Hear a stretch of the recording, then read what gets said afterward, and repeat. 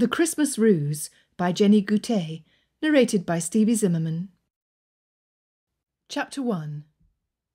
"Nicky," the letter had said, "you must come." His sister had always known just how to coax him to do what he didn't wish to do, ever since they were children. It was not easy being the only boy amid 5 sisters, who thought it their job to order him about, never mind that he was the head of the family. Julia was only younger by a year, and they were inseparable as children, with her, more often than not, leading the way in mischief. He had found it hard to say no. "It will be a small gathering," her letter continued, "of the stuffiest people imaginable, because they are all friends with my mother-in-law. But I have plans to get up a Christmas ball, and promise to have all your friends in attendance. And yes, there will be a card-room.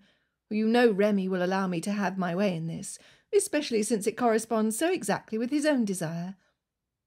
Nicholas could hear his sister's playful tone as he read her words, and it had made him smile. "And," she added, before closing her letter in the most affectionate terms that brooked no refusal, "Miss Lavinia Dresden, my friend from school, will arrive for a stay with her parents, who are connected to the Dowager Countess. There are no other young people counted among our guests, and we need an even number. Do say you'll come." This last bit had given him pause. Nicholas didn't mind his sister's mischief when it was directed towards someone else. But he had a suspicion the arrival of Miss Lavinia Dresden and the request for his presence was no coincidence, even if her parents were particular friends of the Dowager. He had come, however. It had been the worst timing that Bagwell should break his leg at just this instant. Their plan to hunt with the Quorn over Christmastide was one they'd hatched last spring. Even if his own hunting box were just as well situated in Leicestershire as Bagwell's, Nicholas would find no one to ride with at such a late stage. And as much as he didn't mind London, or solitude, there was something melancholy about being alone over Christmas. The snow began to fall in thick, fat flakes as his horse's hooves crunched over the snowy path. The light flurries suited his mood, which was cheerful and a bit nostalgic. The holidays always did that to him. And the knowledge that a warm fire and hot tea awaited him only fuelled his good humour. Having cleared the woods, Nicholas saw the snowy meadow stretch before him, signalling an end to his journey. Breath from the horses' mouths steamed in the brisk air, and he knew they would be glad to reach their destination as well. He urged his mares to pick up their pace, and no sooner had he pulled his phaeton up to the door than his sister came running out to greet him. "I've been waiting at the window for your arrival," Julia said. "I knew you would come for tea." Nicholas gave his lead horse an affectionate pat and leaned down to kiss his sister's cheek. "My greys made good time, as I knew they would." "Oh, come inside. Marcus, take the reins and lead Lord Cranleigh's horses into the stables. I'll send Notley with someone for their trunks." Julia pulled her brother forward and linked her hand through his arm. "The tea is being set out in the drawing-room. Oh, but you won't care for that. Let us go to the library, where we can have a comfortable cose. I cannot believe we've not seen each other in 4 months. Am I much changed, do you think?" She did not wait for an answer before marching him into the house, where he followed somewhat blindly. Though Julia had married a man whose estate was only 2 towns over from their own childhood home, her husband's manner was unfamiliar. Voices drifted out of the drawing-room on his left, and Nicholas was glad Julia had not insisted he join them so soon upon arrival. He was looking forward to their own private conversation, particularly since she would have news of their old neighbours. Julia entered a door that led to an echoing, secluded hallway, flanked by windows on one side. Through them he spotted what looked like a rose garden through the tiny panes, if he had divined correctly from the formation of the lumps of snow outdoors. It must be pleasing in the spring, he thought, with the meadow and trees just beyond. Ahead of him, Julia opened the door to the library. "Oh, Lavinia, you were here just now," he heard his sister say to her guest. "Yes, you know how I like to read after lunch." The answering voice was composed and melodic, and Nicholas could hear the smile in her tone before she came into view. "Well, then, allow me to present you to my brother, Lord Cranleigh. Nicholas, this is Miss Dresden." He entered the room on the heels of his sister as the young lady in question stood, a book still in her hands. It was a comfortable sight, with the woman dressed in a velvet emerald green dress, that seemed chosen for its festive contrast to the burgundy upholstered chairs and the crackling fire behind her. When his gaze lifted, he beheld doe-like eyes that had a sweet expression, and a face framed by dark curls. He found himself assessed in turn. Miss Dresden did not lower her gaze bashfully or coyly, as young women sometimes did when they met him, but instead held his as she curtsied. "I am pleased to meet you, Lord Cranleigh." When Miss Dresden released him from her gaze, Nicholas realised with irritation that his suspicion had been right. His sister had orchestrated this meeting with her usual high-handedness. Nevertheless, he decided, he could not jump to the conclusion that Miss Dresden was a co-conspirator in the plan. His sister tended to work her machinations alone. He bowed. "The pleasure is all mine, Miss Dresden." "Well," Julia said brightly, clapping her hands together, "I will go see that tea is brought. I shan't be but a minute." She spun in a whirl of silk, and Nicholas's mouth became a straight line. That was too obvious. He hoped Miss Dresden would set no store by it. The door closed behind Julia, and Miss Dresden resumed her seat. Nicholas had no choice but to choose one facing hers and make conversation. "How long are you and your parents staying at Cothill Manor?" Miss Dresden did not answer right away, but kept her regard fixed on him, which was unusual and slightly disconcerting. She did not seem at all shy, and was studying him as if she were measuring him. There seemed to be neither judgment nor approbation, and he wondered how his neckcloth and hair had survived the journey. It could not be said of him that he had those glossy looks that were so in fashion just now, for wearing the style à la Brutus. The wind had probably done considerable damage to his slightly thinning hair, but he knew his physique was good, and he had a square jawline with no hint of a double chin. What the devil? Was he actually wondering if he were attractive enough to please her? "My lord, I fear your sister had some design in arranging our meeting." Miss Dresden offered him a fleeting smile, and when her words registered, he suddenly understood her frank assessment. She was afraid he might be offended. "But I wish to assure you I had no part in her plan. In fact, I am soon to be betrothed." Nicholas was conscious of a flash of disappointment which caught him by surprise. It was not as if he were ready to take a wife, nor had the woman's beauty arrested him the minute he walked into the room, though she was decidedly appealing. There was a steadiness to her that he liked. But he reminded himself that would be for her future husband to enjoy. "Please allow me to offer my felicitations," Nicholas said. "May I ask who the fortunate gentleman is to be?" He leaned back, acknowledging a release of the vague pressure that had followed him into the room. "Sir Charles Hensley, my lord." Miss Dresden darted a glance at him, then looked at her hands. His sudden forward movement betrayed his shock. Sir Charles Hensley was known throughout London for being a most vicious, dishonourable, lascivious beast of a man. Matrons herded the young maidens away from him. Established peers troubled themselves to drop a word in the ears of the younger bucks, warning them away from the gaming table where Sir Charles sat, lest they lose their entire fortune in the space of a night. Sir Charles had not even youth on his side to tempt a future bride. The man must be nearing 60.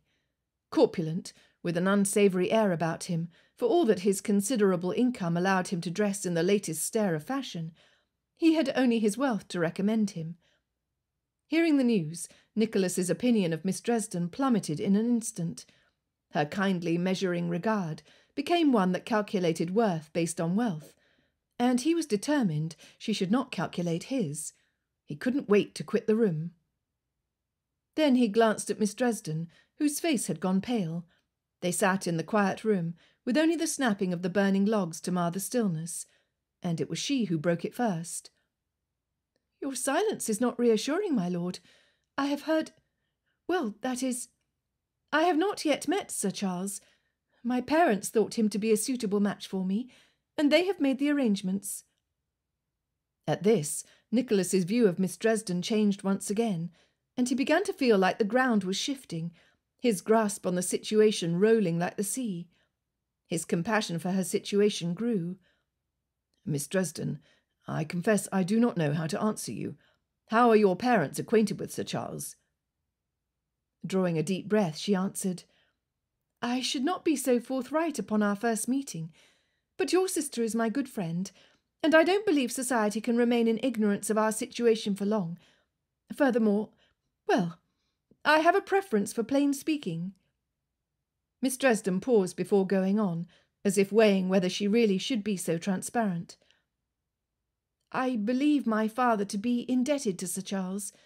My father has an unfortunate habit of frequenting gaming houses.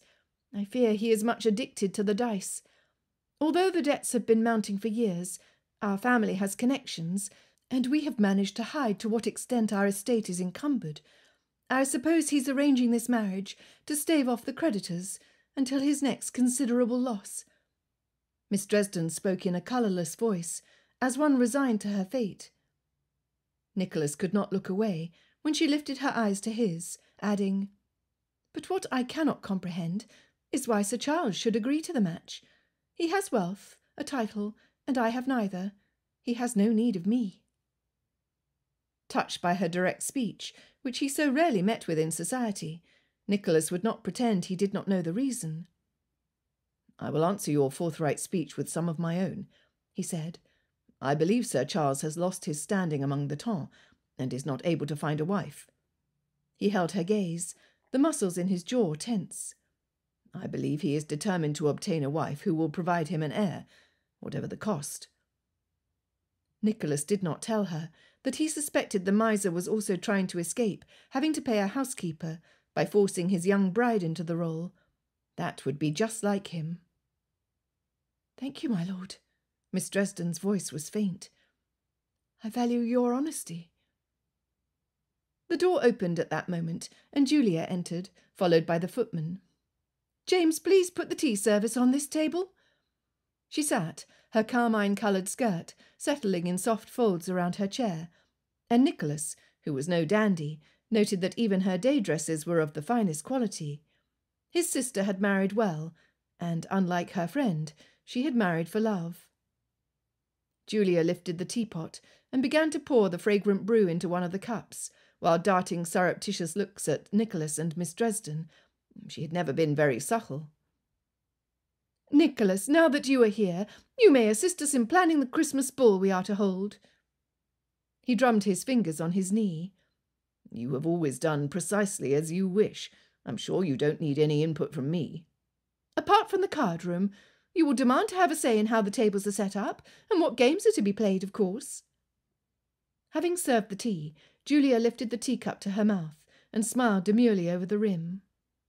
"Why, now that you mention it, yes. On those matters you may consult me." Nicholas's mind was still racing. How could Miss Dresden's parents sell her in such a way? For that's what it was. A bargain to remove her father's disgrace, and nothing short of it. Julia, ignorant of the direction of his thoughts, chattered on. "I determine that we shall have dancing. Matthew Bertram is in the neighbourhood, as is Mr. Dawson. Mr. Purcell assured me he will arrive 2 days before Christmas, and would not miss our ball for anything. I promise you would not be bored." With a glance at Miss Dresden, she added, "Lavinia has been assisting me with the decorations. We've only begun, and she will soon be occupied when her—" There was a slight pause, and Nicholas's guess as to what would occupy Miss Dresden was confirmed when Julia completed her sentence. "When Lavinia's intended arrives, so I've made sure to take full advantage of her willing nature while I have the chance." Julia laughed, but Nicholas felt her constraint at once. He shot a look at Miss Dresden, who met his gaze. She inhaled, and, as if by sheer force of will, responded in a light tone. "Your ball will be delightful, Julia. I am happy to do whatever I may to assist you, and you need not worry that the arrival of Sir Charles will change things very much. I expect to be of assistance up to the ball on Christmas Eve." After smiling at Julia, Miss Dresden clamped her lips shut and looked out the window. After tea, Lavinia expressed her desire to stay and read for another half-hour before going upstairs to dress. Nicholas took his leave and followed Julia out of the room. Before they had gone far, he said in a low voice, "What kind of mischief are you hoping to achieve? Miss Dresden is to be betrothed. Therefore I see no object in having us meet." Without breaking stride, Julia responded smoothly. "Oh, since she is betrothed, or nearly, as you say, you may have no qualms on that end. Why should you think I'm up to any mischief at all?" "Because you are not capable of doing anything without having some ulterior motive." At the door that led to the marbled entrance, Nicholas shook his head. "I should have known from your letter." Julia stopped to face him, a smile playing on her lips. "Nicky, I don't see how you can read more into the situation than there is. True, she is not officially betrothed as yet. However, her parents are here, and they are quite determined." "As to that, whatever possessed them to force their daughter into such a marriage? Do you know of Sir Charles's reputation? I should not ask if you were unmarried, but as a married woman you ought to have heard the rumours by now." Nicholas began walking, anger fueling his stride.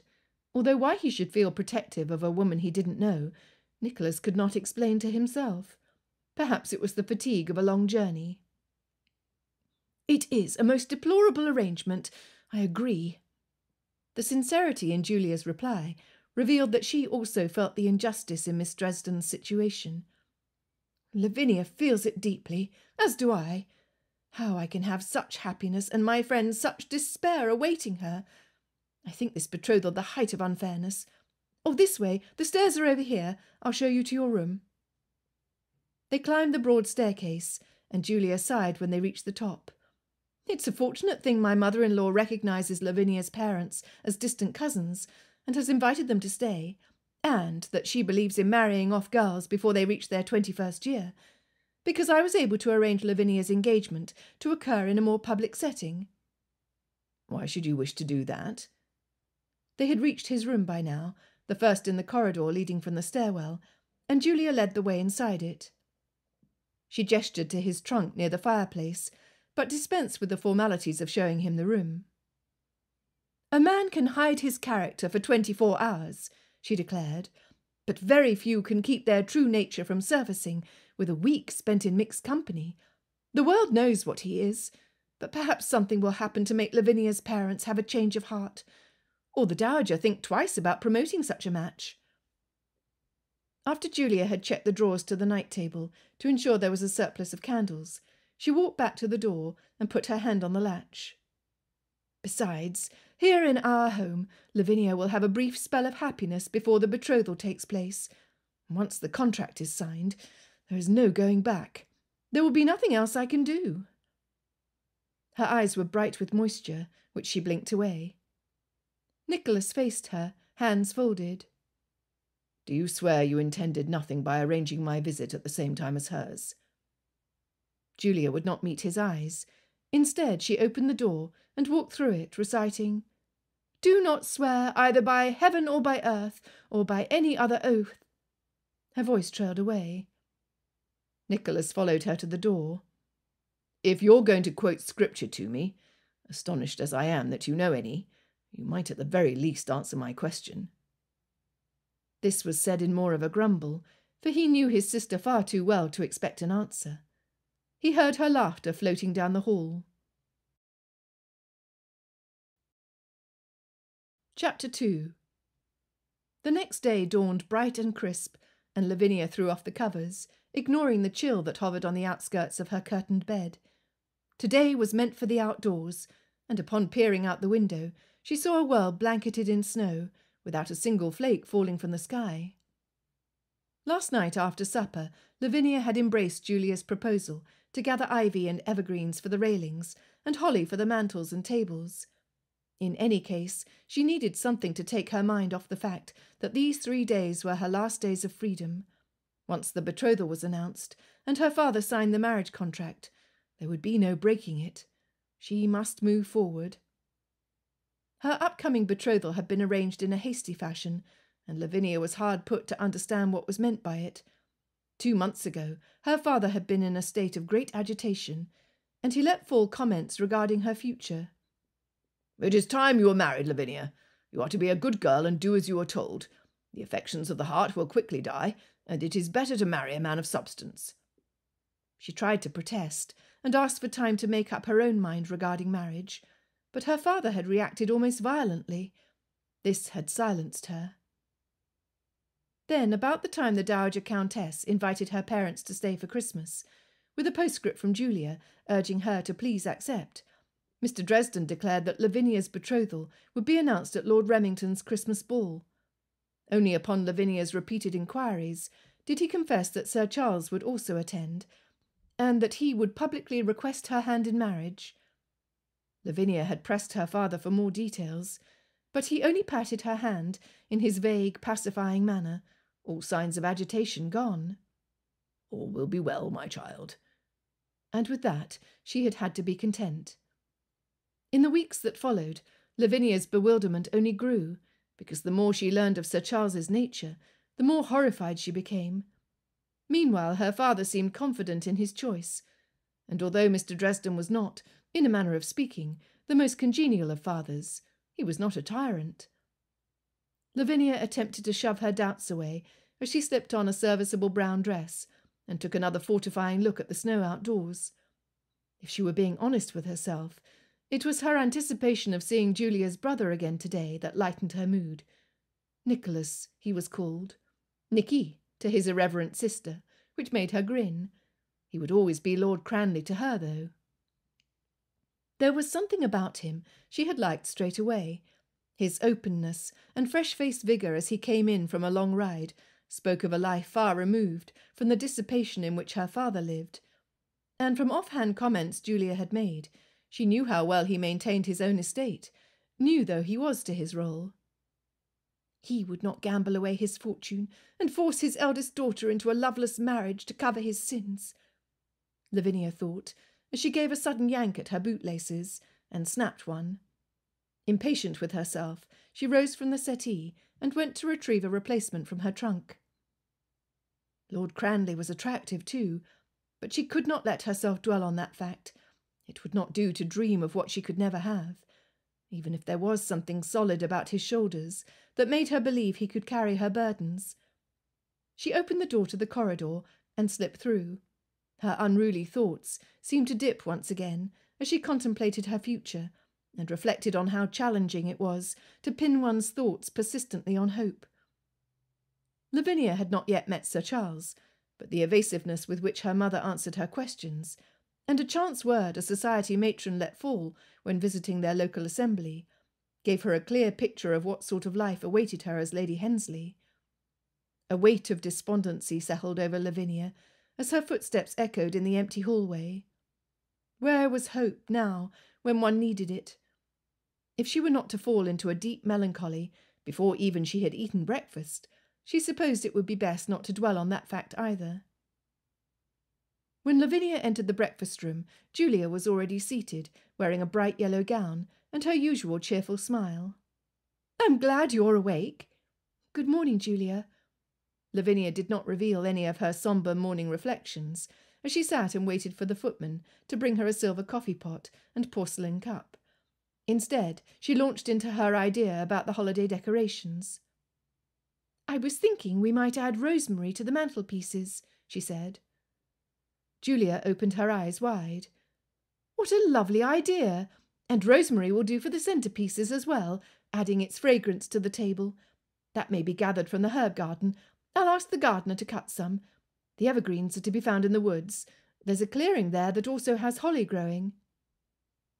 They were in deep discussion about whether to intersperse the green with white ribbon or red, when Lord Cranleigh stepped into the room. He was dressed neatly in a crisp olive-coloured coat, and his beige pantaloons were moulded to muscular thighs. However, it was the kind expression in his eyes that caught Lavinia's attention, and caused her heart to warm at the sight of him. Just as quickly she looked away. It was perhaps best she not remain too long in the same house with Lord Cranleigh, not if she wanted to keep her heart safe. He glanced around the room, empty of all but the three of them, and his smile quirked when he looked at her and Julia. "Does no one ever take breakfast downstairs in this house?" When Julia studiously ignored him, Lavinia dared a teasing reply. "No one over 30, my lord." She was gratified when he laughed, and went over to fill his plate with sausage and bread. Julia looked up from her correspondence. It is good you've joined us. I've managed to convince Lavinia to accompany me out of doors to search for trimmings.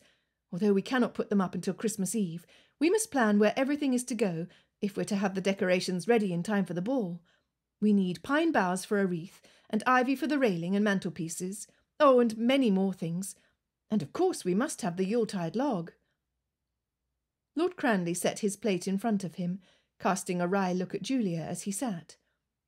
Cannot a man begin his day with breakfast before being faced with your projects? However does Remington stand it? Julia tossed her head, impervious to her brother's plea. Remy adores me, and he's indulgent. An attitude he will soon have cause to regret. Lord Cranleigh shook his head as he cut his sausage. Julia pressed on. So, will you lend your assistance? Lavinia loved witnessing the back and forth between brother and sister, and wished her own sisters could be so free from constraint, but theirs was not a carefree life. Lord Cranleigh finished his bite and nodded briskly, surprising Lavinia by turning to her with what looked suspiciously like a wink. If I did not come, I am quite certain my sister would find a way to convince you to wield the saw. Lavinia laughed. Her plate sat untouched before her, and she found she had no appetite, though she didn't understand why. It was a struggle to keep pace with his light banter, and she was proud of herself when she answered in a tone that sounded natural to her ears. I would have acquiesced, as any good guest aims to please. However, I am sure to have contrived a way to make Julia carry the logs. Julia's only display that she was listening was a quick smile that she whisked away.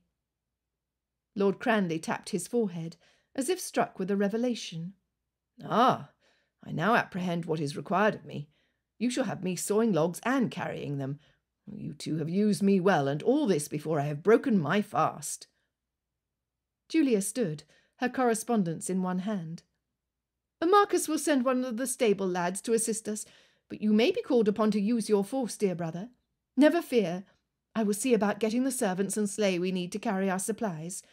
We must finish all the preparations today, because tomorrow my mother-in-law will require my aid in welcoming her newest visitor, and after that we have only 2 more days until the ball. The pitying glance Julia shot Lavinia made her heart sink. The newest visitor was Sir Charles. She had picked up her scone again as soon as Lord Cranleigh's attention was no longer on her, but she now put it down, her appetite well and truly gone.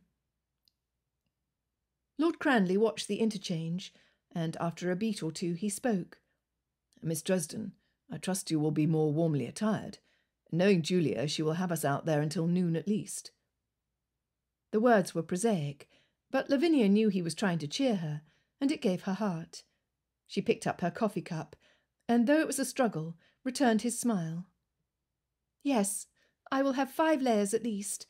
I did not wish to disturb the maids so early this morning, which is why I am dressed thusly. There is nothing I would rather do today than be out of doors, and I'm in no hurry to return. She spoke no less than the truth. She had been longing for the woods, and if she was tempted to keep walking in them, never to return, she would keep that thought to herself. Lord Cranleigh placed his napkin next to his plate. I must leave you for a short while. I need to speak with the groom, but I will be in the front hall in under an hour, ready to make myself useful. He stood, and before Lavinia could reply, Julia re-entered the room. Very good, you are both still here. Remy has asked that I remain behind this morning and speak with his mother regarding the ball. Julia smiled disarmingly. I dare not refuse him. His mother is flattened by the fatigue of preparing for a soirée, for which she is doing nothing and needs me to attend to her. May I leave the gathering of evergreens to you both? Amos will put runners on an old cart and attach it to the sleigh. Julia's voice was matter-of-fact, but Lord Cranleigh looked wary, and Lavinia didn't blame him. She wasn't sure what Julia was hoping to achieve by putting them in the way of each other.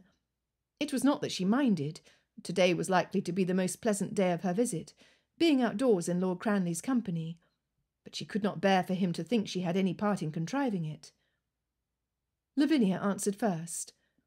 My lord, if you have somewhere you wish to be, I am perfectly content to gather the evergreens with the aid of the stable lad. I assure you, I do this all the time in my own home, and it will be no trouble. She was relieved to see that her words removed the crease between his brows. He glanced at her, and she was struck by how blue his eyes were. One could almost miss their colour, because the hue was such a pale blue, but when the morning light streamed through the windows and lit them in such a way, they were beautiful. Breathless, Lavinia barely registered his response. It sounded like he said, "Delighted," and his smile had returned, along with the genuine tone that seemed ever present in his speech. By the time he bowed and took leave of her, she could almost imagine he had no other desire in life than to spend the morning with her. What a novel sensation that was! When Lavinia arrived in the front hall, clothed as warmly as she could, Lord Cranleigh was already there. Looking her up and down in appreciation, he said, "Now this is more suitable wear for the cold." She laughed. "I can only assume you mean serviceable. I am bundled to 3 times my size, and my warmest coat most closely resembles the colour of earth. My mother never fails to inform me of the fact whenever she sees me in it." She meant to continue the banter, but Lord Cranleigh surprised her by his very sincere reply. "It is impossible for you to look anything other than lovely, I believe." Her breath caught, and she was thankful when the stable lad entered from the side door, causing them both to turn. Lord Cranleigh might have his pick of beautiful young maidens, whose families were not in dire pecuniary straits, but she was in a more delicate position. She did not have her pick of gentlemen who equalled Lord Cranleigh. "There you are, Amos. Has the sleigh been readied?" Lord Cranleigh set his top hat firmly over his head. "Oh, yes, my lord. Marcus has the sleigh hitched on this side of the house." Amos seemed large for a stable lad, and Lavinia wondered if he were working his way up to undergroom. He certainly seemed capable, and well chosen for their task. Lord Cranleigh glanced at Lavinia. "Let us go, then." The smooth ride over the meadow was exactly what Lavinia needed, even when a clod of muddy snow was flung above the front of the sleigh and landed on her cheek. Lord Cranleigh turned and lifted his hand as if to wipe it away, but stopped himself, and she brushed it away herself. Lavinia's eyes watered from the wind and cold as they raced towards the trees, but she felt only euphoria. Providence had granted her one last escape before her future husband arrived the next day. She had to admit, if only to herself, that it was pleasant to be taking this excursion with such a handsome, gallant man. "He almost wiped the snow from my face. I wonder what his hand would have felt like on my cheek." She had had a hope once, when she was 16, that her parents might allow her to marry a country gentleman in the neighbourhood. Lavinia would have been content to settle down with him, secure in the knowledge that he would be a good man, and that he would care for her, that he would never do anything to endanger their home. Her parents had said no, and at the time she had been deeply disappointed. But there had never been with him the awareness, the excitement she felt almost from the moment she was first in Lord Cranleigh's presence. Perhaps it was his attentive gaze. She had never experienced anything like it, but was wise enough not to read anything into it. "Lady Remington directed us to the clearing that is to be found inside the trees just ahead, Amos, but I believe you know where the best evergreens are located." "Oh, yes, my lord." The man was not inclined toward speech. Lord Cranleigh's next question was directed to Lavinia, and it caught her off guard. "You are an only child, I presume?" he stated, rather than asked, and she needed to correct him. "No, my lord, I have 3 sisters." He turned to her in surprise, and there was that pale, blue-eyed gaze again. 3? Then why are you here alone with your parents? Where are your sisters?" "Augusta," Lavinia began, before grinning self-consciously when he glanced at her. "None of us likes her name, and she despises it most of all. Although, in all fairness, mine is not much better." "Why? What can you mean? I have always had a particular fondness for Lavinia," Lord Cranleigh said, stroking his chin as if deep in thought. "My lord, that is a bounder!" Lavinia laughed. "No one could like the name Lavinia. It is a name destined for a great aunt." "Perhaps it is the enchanting face that makes the name acceptable, then." Lord Cranleigh looked self-conscious suddenly, adding, "But I shall not tease you, and have my sister accuse me of flirting. That, I assure you, is out of character for me." Did he mean that it was out of character for him to flirt? but he was tempted to do so for her. Or did he mean that she should read nothing into his conversation, which was decidedly flirtatious? Lavinia decided to ignore any implications the statement might carry, and continued. Augusta has been invited to stay with a neighbour until Twelfth Night. My second sister is Mary. She and my youngest sister, Prisca, are still in the schoolroom, although Mary is only there because there is nothing to be done with her, and she's not yet out. They have been left in charge of the governess while we are away.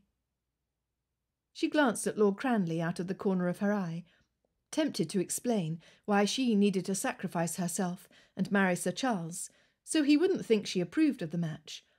How could she let her sisters undergo the same fate as her of marrying someone they despised, or have their family's embarrassment prevent them from making a match altogether?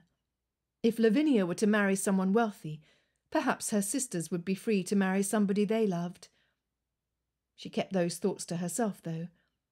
There was Amos driving the carriage in front of them, and she could not be so frank in his presence. And of course, although she had begun her discourse with Lord Cranleigh in such an open manner, to continue to do so would be improper. No, it was best not to say anything at all. They had driven into the woods when Amos stopped the sled and jumped down. This here'd be the best for fetching greens. He picked up the saw and turned to Lavinia, lifting his hand to remove his cap. Miss, if you uns show me what you be wishing for, I'll cut it for you. Lavinia turned to Lord Cranleigh. Do you have any specific ideas of what you would like? He shook his head. I have never been called to decorate our house. My sisters always took care of that with the servants, and my mother, when she was alive. I have no set ideas. Well then, Lavinia murmured, hands on her hip. I have some ideas. I do enjoy decorating for Christmas. She examined her surroundings and spotted an evergreen whose branches were soft and fern-like, and she walked over to it. Amos, would you cut some of these branches to start? And over there are evergreens very similar to it. These will wind around the railings more easily. Without a word, Amos nodded and went to work. Lord Cranleigh returned to the sleigh where there was a second saw, and he took that, removing his cloak and hat. I promised Julia I would choose next year's Yuletide log and bring that back, he said. Lord Remington's household has a tradition of keeping it for the entire year leading up to Christmas, to store up good luck. While Lavinia gathered the evergreens Amos had cut, Lord Cranleigh sawed off a good-sized Yuletide log from a tree that had recently fallen, and went to confer with Amos on how they would carry it. Lavinia had already begun to pull at some nearby ivy and cut it at its source. She stuffed the long vines into the cloth sacks Julia had provided for the purpose. Then the three of them grouped branches to secure with twine. While Amos and Lord Cranleigh tied the bundles, Lavinia remembered the holly and followed Amos's direction of where to find it. She discovered the large patch of holly bushes and began cutting bunches of leaves and berries. They had filled half the sled with evergreen bundles before Lord Cranleigh leaned back and spotted mistletoe in the branches above them. "Oh-ho!" he crowed. "The very thing." Without seeming conscious of any difficulty in climbing for mistletoe, he grabbed a low branch and pulled himself upward, his saw grasped in one hand. He continued his climb to where the orbs of fairy-like leaves were growing. Lavinia could only stare. He must know what purpose mistletoe served, but who he thought might be kissing underneath it, she could not say. Her heart gave a funny twang. As if he read her thoughts, Lord Cranleigh glanced down at her and grinned. "I will cut this mass and let it drop, so please move out of the way.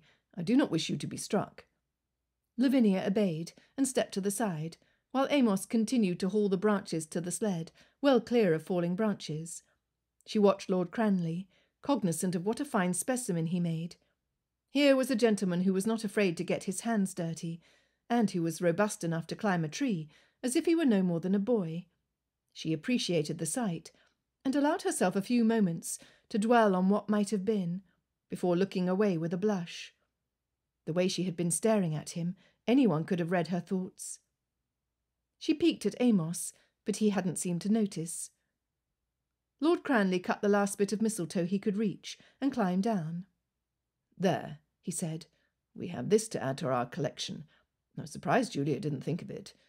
Now, if there's a shovel, we can dig up some of the smaller holly bushes to plant in.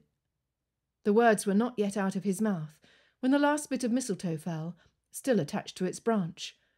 Lavinia gasped. "Oh, my lord!" Lord Cranleigh had only time to look up in surprise before he was struck on the head by the branch holding the mistletoe.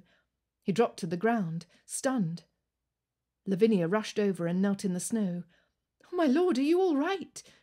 She reached out a gloved hand to push his hair back, which revealed a slight gash on his forehead. "Oh, you are bleeding."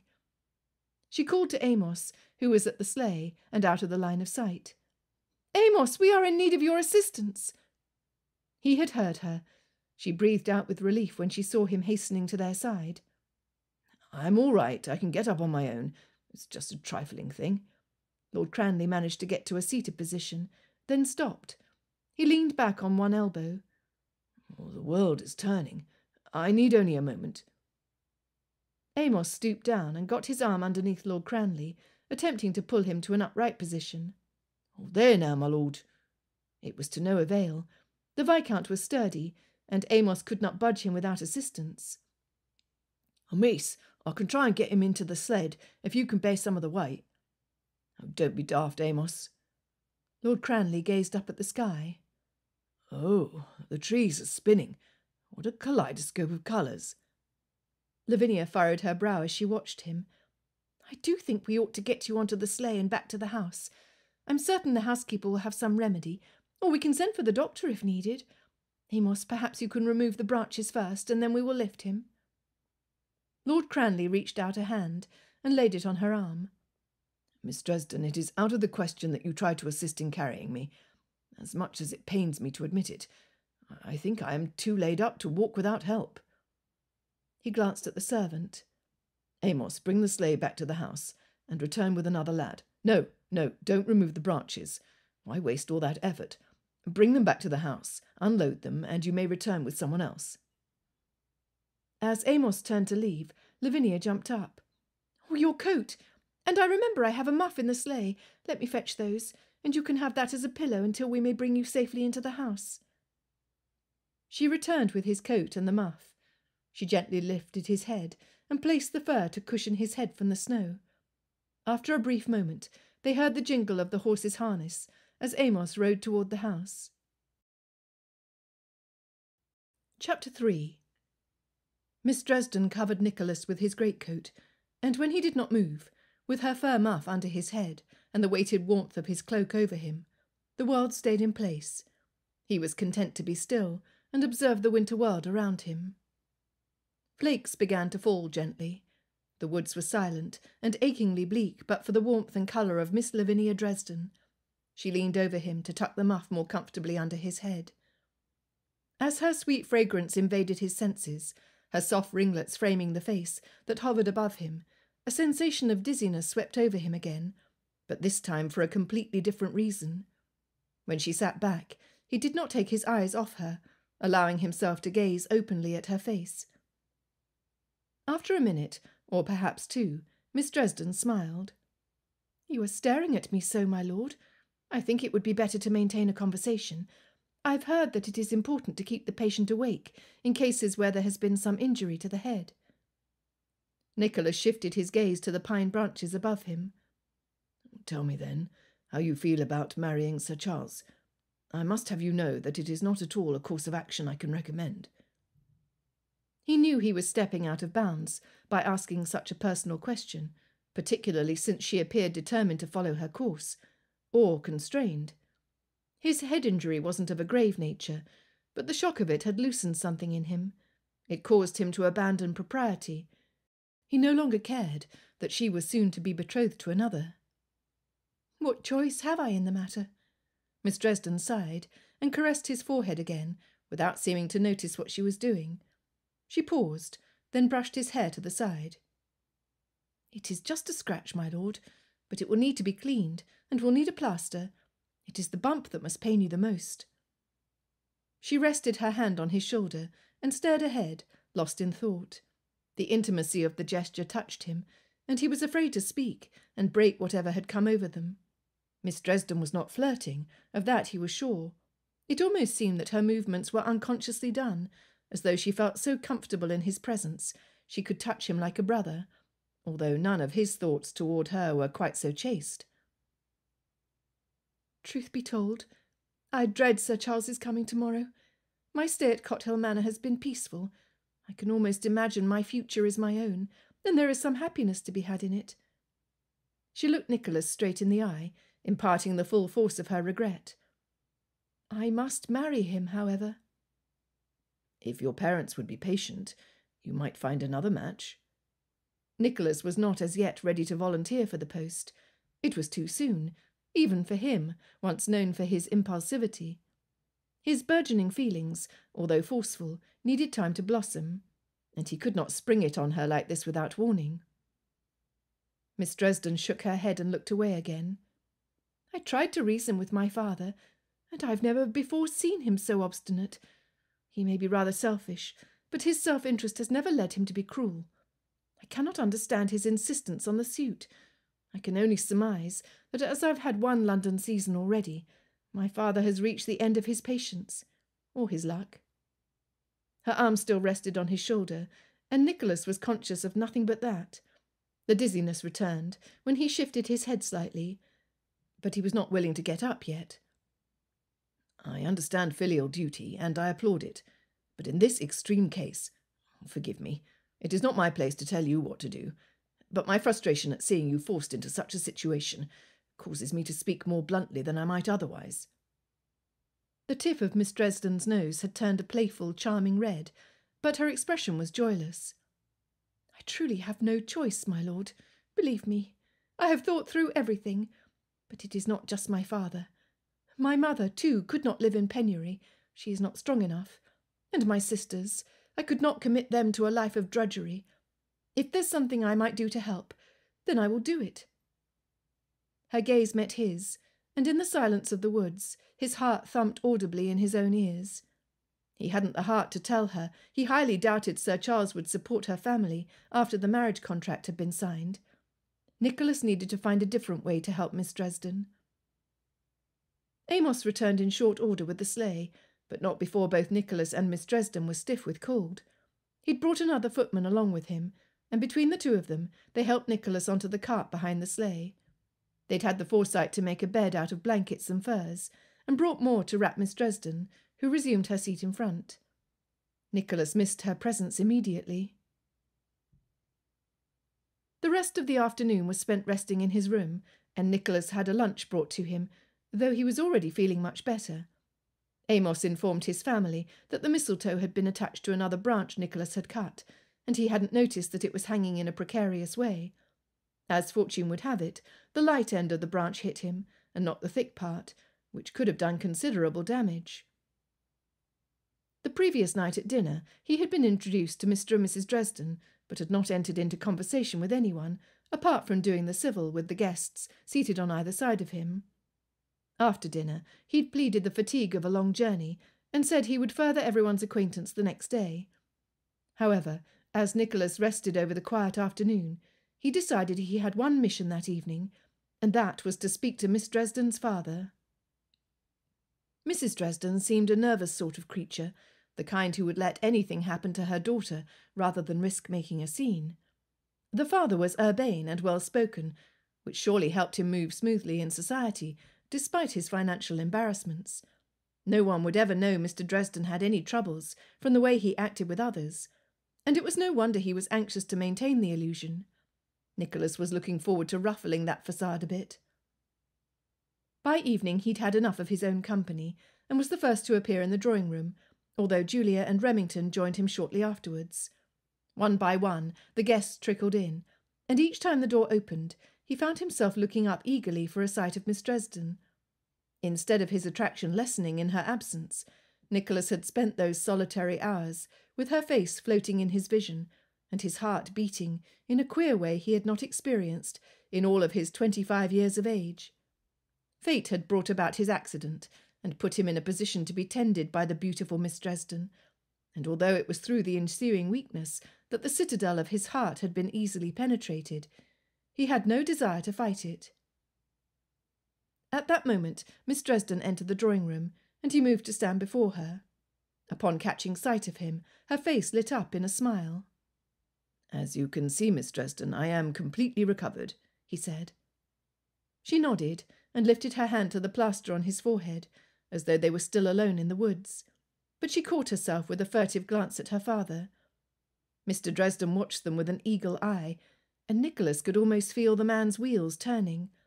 Her father would likely not be opposed to swapping a baron for a viscount if the price were right, and although Nicholas detested such calculations, he was ready to negotiate. "I asked after you," Miss Dresden said, in her low, melodious voice, "and I admit I was worried whether your injury could be more serious than you let on. Julia assured me on that point, and said your skull was much thicker than most people's." As soon as she repeated his sister's words, her eyes began dancing. "She should have cause to know," Nicholas replied with a grin. "She clubbed me on the head with a croquet mallet when we were children. I like to think it was an accident." Miss Dresden laughed, as he'd hoped she would, and in the next instant the dozen or so guests were called into the dining-room. Nicholas held out his arm to escort Miss Dresden, and was happy to see that his sister had placed them next to one another at the table. For once, he didn't mind her interference. When seated, Nicholas leaned to the side, as the footman served a roasted quail to each of them. "I expect to be completely re-established by tomorrow, and I'm hoping you will give me the pleasure of riding out with me before we sit for tea. Julia said she has plans for you in the morning, so I dare not ask if you are free before lunch." He darted a look to see Miss Dresden's reaction to his question. He'd got the words out, but somehow his usual confidence did not rise to the occasion. He wondered if Miss Dresden liked being in his presence, or if she shunned all thoughts of deeper sentiment because of her impending betrothal. Her reply was not encouraging. "That would have afforded me much pleasure, but I'm afraid I cannot." The sombre expression had returned to her eyes. "Sir Charles arrives tomorrow after lunch, and I am expected to entertain him." Nicholas experienced a pang of disappointment, and something more than that, frustration. He could not blame Miss Dresden. There was nothing she could do. Oh, he supposed she could refuse Sir Charles, and there was very little her father could do about it if she did. This was England, after all, where everyone, even women, had basic human rights. But then where would Miss Dresden's place be in society as the daughter of a ruined man? Nicholas was even more determined to speak to her father and find out what sort of a man he was. He must rescue Miss Dresden from an arrangement that was certain to be fatal to her happiness. And if Mr. Dresden was not a man of honour, as Nicholas feared, as much as it left a bad taste in his mouth, he would have to see if the man could be bought. After dinner the ladies retired to the drawing-room, and the men stayed behind, while port and cigars were brought in. Nicholas got up and went to the sideboard, seemingly in search of a knife to cut his cigar. It was an excuse to change places and sit next to Miss Dresden's father, and fortune was in his favour. He took the desired seat, and with nobody sitting on the other side, they had some degree of privacy for the conversation Nicholas envisioned. Mr. Dresden leaned back, his glass in hand. "I understand you received a blow on the head today." His tone conveyed that such a thing occurred through some deficiency of Nicholas's. Mr. Dresden was not going to make this easy for him. Nicholas sipped his drink, unaccountably nervous for a peer of the realm, taking port with a man who could benefit from his connection. "I did, but it was not severe, as you can see. Your daughter was helpful in attending to me while the stable lad went for assistance." "I trust you did not take advantage of my girl's generous nature while you were alone in the woods." Mr. Dresden's bored voice implied he didn't care, but his piercing eyes told a different story. Nicholas controlled the surge of anger that sprang up, and signalled the footman for a wick to light his cigar. "Even were I in a position to take advantage of Miss Dresden, I think that an unjust slur on your daughter's character." Mr. Dresden shrugged and studied Nicholas, his gaze still calculating. "Lavinia has a bit of her mother's nature in her, although she has little of the charm her mother used to ensnare me, and it is not always possible to resist the advances of a determined gentleman, even for a girl of impeccable morals." This conversation was not going the way Nicholas had hoped. Far from disturbing Mr. Dresden's equilibrium, He felt the steady thrum of his own temper, and struggled to keep a rein on it. As I said, I was in no position to make any advances, and I assure you that such a thing was furthest from my intention. Mr. Dresden did not return a reply, and difficult though it might be, Nicholas was determined to address the matter of Sir Charles's suit, though it was none of his business. He took a breath.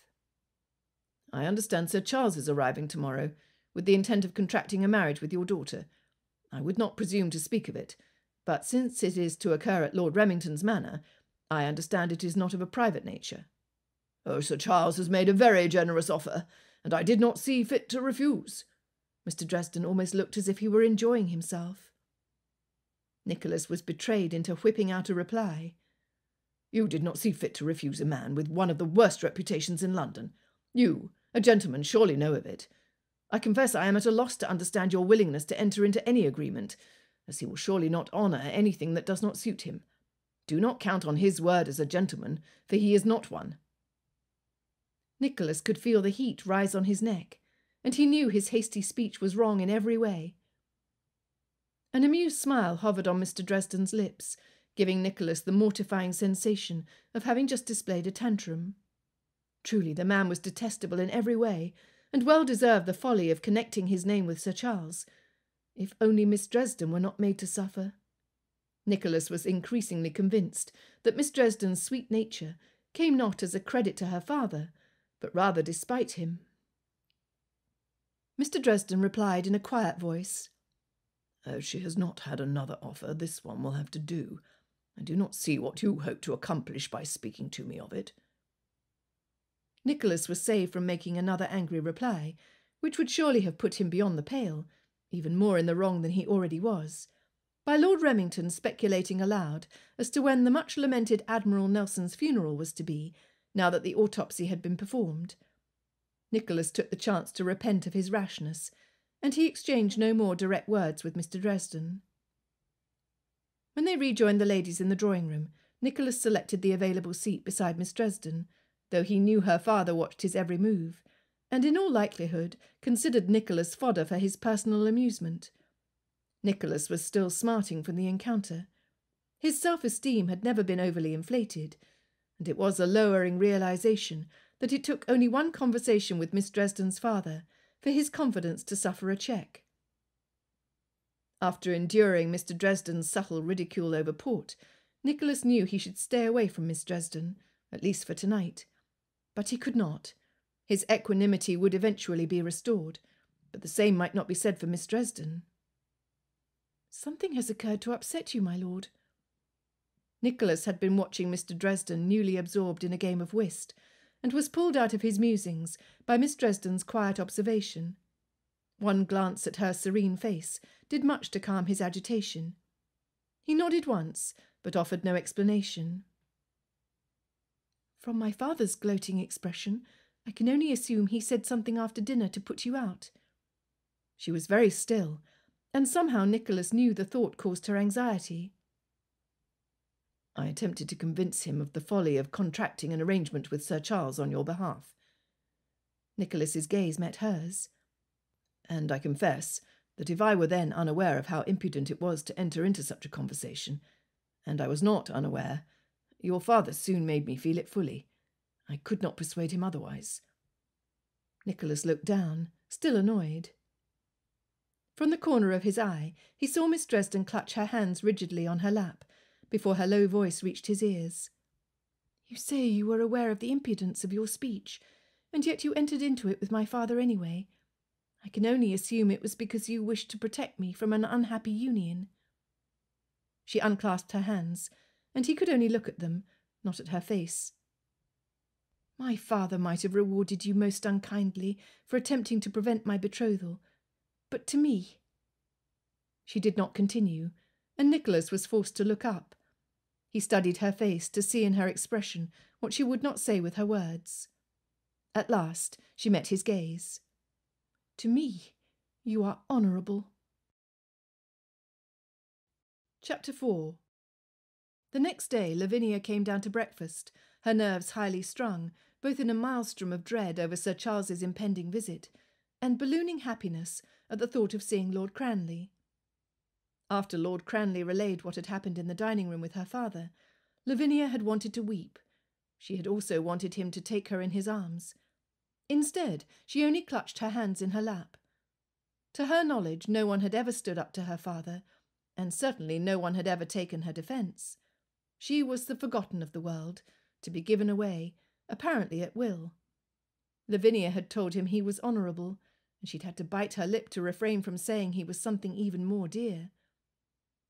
In the end, her taut nerves were given no respite, no chance to settle through mundane conversation, as not even Julia showed for breakfast.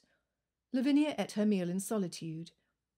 Afterward, a maid came to her room to help her dress, and since there was no one in the morning room but the Dowager Lady Remington, and she did not wish to talk about her upcoming engagement, Lavinia decided to walk on the snowy grounds. Even there she could not flee her longing. The outdoors only reminded her of the brief circle of warmth in which there was only Lord Cranleigh and her amid the white landscape. How much good his bracing, cheerful words would have done to prepare her for what she must face today. She had only her memory to feed her yearning, and she scoured it for encouragement. "It is impossible for you to look anything other than lovely, I believe. Maybe it is the enchanting face that makes the name acceptable, then. It is not my place to tell you what to do, but my frustration at seeing you forced into such a situation caused me to speak out of turn." Perhaps these scant phrases were meagre offerings, and another woman would not have given them any mind. But Lavinia's purse of comforting words was slim, and she examined each as a treasure before tucking it carefully back inside her heart. After her brief walk, it was too cold to stay outside for long. Another hour passed quietly, without any glimpse of Lord Cranleigh. Then, some time later, Julia rushed into the library, where Lavinia was sitting with a book, offering profuse apologies for having abandoned her. She explained that the Dowager was concerned about the arrival of more guests, for it was not just Sir Charles who was coming. He must bring a friend. Julia rolled her eyes as she grasped the door in one hand, preparing to sweep back out again. "One would think Sir Charles would have enough sense to ask before he invited other people to stay in a house that does not belong to him, or that my mother-in-law would remind him of the fact, but she prefers to suffer in silence." She began to leave, but stuck her head back in the room. "However, I must tell you, we will have younger company join us shortly. The Bertrams, our neighbours who live midway between the Cranleigh estate and ours, have accepted an invitation for tea. They think our Christmas ball will be too much of a crush to have proper conversation, and I dare say they are right." After that brief encounter, Lavinia turned back to her book, and another hour passed without seeing Lord Cranleigh, or indeed another soul. She moved on to the morning room in anticipation of the expected guests, and managed to work herself into a state of despair and self-rebuke over her infatuation with Lord Cranleigh. She had surely imagined the whole affair. He had no particular feelings for her. She would wed Sir Charles, committing herself to the life of drudgery to which she had agreed. Lord Cranleigh would count himself lucky as soon as he was relieved of her presence, and would eventually go on to marry another woman who did not have Mr. Dresden as her father. At last, Julia entered the room, her eyes sparkling. "I've managed to resolve 50 domestic skirmishes before they became battles royale. I must send word to Major General Wellesley that he would do well to apply to me for advice." Lavinia had only time to turn to Julia in amusement before Notley gave a light knock and opened the door. The butler announced the guests, then stepped aside to allow them to pass. "Mr. Matthew Bertram, Miss Abigail Bertram." She lifted her eyes and saw that while Mr. Bertram had a handsome, pleasing countenance, with a noble nose and smiling grey eyes, his sister's beauty was beyond the ordinary. Miss Bertram had the same brown curls as her brother, but they were massed on top of her head and secured in place with a jewelled comb. Her round cheeks were punctuated with 2 deep dimples, perfectly aligned, and when her lips parted in a smile, they revealed flawless white teeth. Lavinia's heart dropped. It was no wonder Lord Cranleigh had evaded her all morning. Who could hold a candle next to Miss Bertram? Suddenly Lavinia was no longer looking forward to Lord Cranleigh's appearance. It would be harsh penance to watch his intent, humorous gaze, focused on Miss Bertram instead of her, as she was sure he would do. Lavinia didn't have long to dwell on this unpleasant vision, for the door opened immediately, and Lord Cranleigh entered. "Bertram," he exclaimed, striding forward. "Julia told me you'd be joining us for lunch. I will forgive her for not giving me any notice, only for the pleasure it gives me to see you again. I've missed you these months in London." He shook his friend's hand. Then, almost as an afterthought, he took Miss Bertram's hand in his own and bent to kiss it. "Miss Bertram, you are more lovely every time I see you." The young lady's murmured reply was accompanied by a sweet-natured smile. Apparently, her uncommon beauty had not gone to her head, and it was all the more reason Lavinia should like her. But tendrils of jealousy had snaked their way into her heart nevertheless. Of course, Lord Cranleigh would admire Miss Bertram. He must love her. She was too lovely to be ignored. And she didn't come with an encumbered situation and embarrassing parentage. Lavinia sat up straight. That thought was unkind. She knew she should give her parents the respect they were due, but honestly it was nigh impossible at moments like this. How could she, when the future unfolding before her was so bleak? Lavinia buried the thought and composed her face into a serene mask. It did not matter what awaited her in the future. She had chosen her sacrifice. "Mr. Bertram, it is a pleasure to see you again," Julia said, still standing near the entrance. "Please allow me to introduce my friend, Miss Lavinia Dresden, who is staying with us for the Christmas holidays. Abigail, I have been longing to introduce her to you as well, as I feel sure you will become friends." Miss Bertram turned her seraphic gaze upon Lavinia. "Well, if we don't, it shall not be because of me. How do you do, Miss Dresden?" "Miss Dresden has unwittingly become my angel of mercy." It was Lord Cranleigh who spoke, and Lavinia darted a look in his direction. His voice was warm, his gaze focused on her, as if he wanted to elevate her place among his friends. "She warned me of a falling branch, which likely cleared me of the greater danger of getting struck head-on. Not even for a moment was I made to feel my weakness in being unable to get to my feet afterwards without help." "Oh, that's more kindness than you get at Jackson's." A smile hovered on Mr. Bertram's lips. "You don't seem to stay on your feet very long there either, I've noticed." "No one comes out of those fights unscathed," Lord Cranleigh replied lightly, as he moved to Lavinia's side and bowed. It was the first time they had met that day. When he lifted his head, his eyes sparkled with warmth. Lavinia hoped the sudden rush of heat in her cheeks did not betray her pleasure at the attention he paid her. Flustered, she turned and met Miss Bertram's gaze, and the young woman smiled. "How fortunate that you were there at the right time, Miss Dresden," Miss Bertram said, without seeming to suffer from any jealousy at Lord Cranleigh's singling Lavinia out. She then turned to Julia. "I know I need not stand on ceremony with you. Will you show me to a room where I might try to remove the mud that has splattered my pelisse? I did not intend to be so clumsy, although Matthew will tell you that it is my natural state." "Oh, she is more and more endearing," thought Lavinia.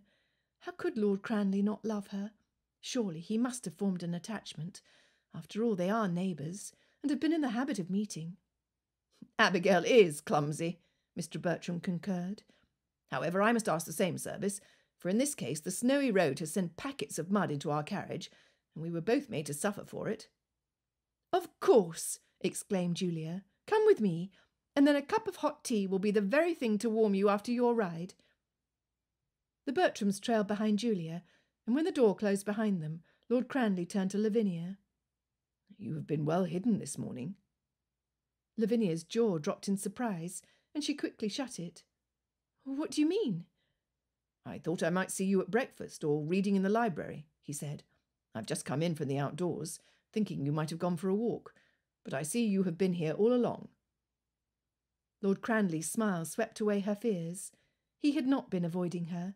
He had been searching for her. She had only time to reply in a faint voice, before the other guests began trickling into the drawing-room, and they had no more opportunity for conversation. At lunch, Lavinia was seated by an older neighbour who had hunted with the dowager's husband.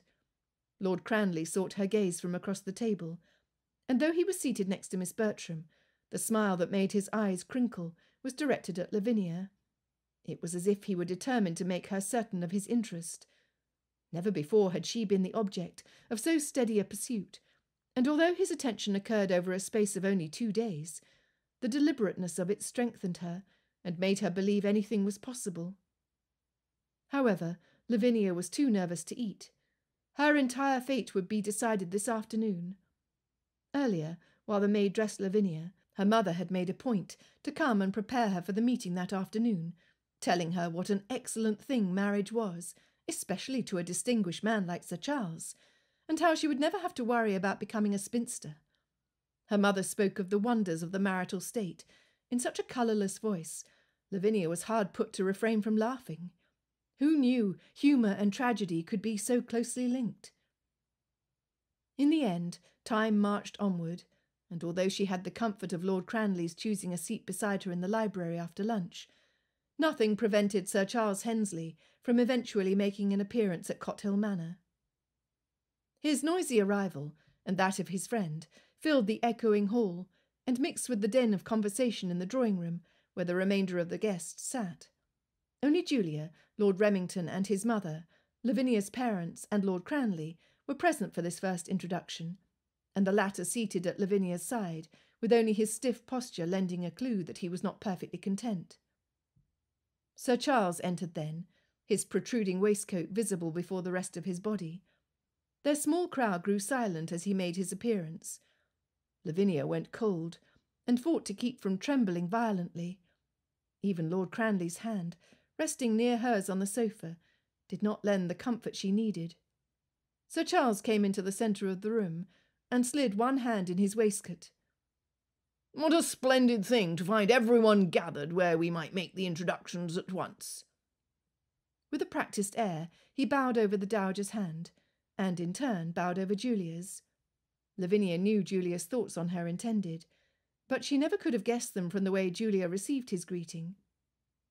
"You are most welcome, Sir Charles," she said. The Dowager Lady Remington stood. "Sir Charles, at last you are arrived. You are acquainted with Mr. and Mrs. Dresden, but I believe you have not yet met Miss Lavinia Dresden, and there is no time quite like now to present her to you. It is why you are here, after all." Sir Charles bowed to the Dowager and replied, "It is indeed, my lady." Stiffly polite, he turned to Lavinia and offered a lascivious smile. It was her cue, and Lavinia stepped forward and curtsied. "I am delighted to make your acquaintance." It was difficult to get her voice above a whisper, try as she might. Sir Charles scanned the room, then flicked a glance Lavinia's way, and she was furious at the insolence of the gesture. He offered only a nod. The Dowager Lady Remington clapped her hands and ordered everyone to give the betrothed couple a few moments alone together to become better acquainted. Lavinia wanted to say that she was not yet betrothed, but remained silent. Mrs. Dresden left the room without glancing at Lavinia, and her father engaged the Remingtons in conversation as they exited, in what she assumed was a practised manoeuvre. Lord Cranleigh paused. He seemed reluctant to leave her, and she, in turn, wished he might not go. At last the door closed. She and Sir Charles were alone. "As much as I would prefer to dispense with the banns," Sir Charles began, "we will not be able to marry until they're read. As soon as the wedding has occurred, we will go to London, so I may present you to society, as will be expected of someone of my position. I expect you to comport yourself well, although I have no great qualms on that matter, for your father has assured me you know what is required of you.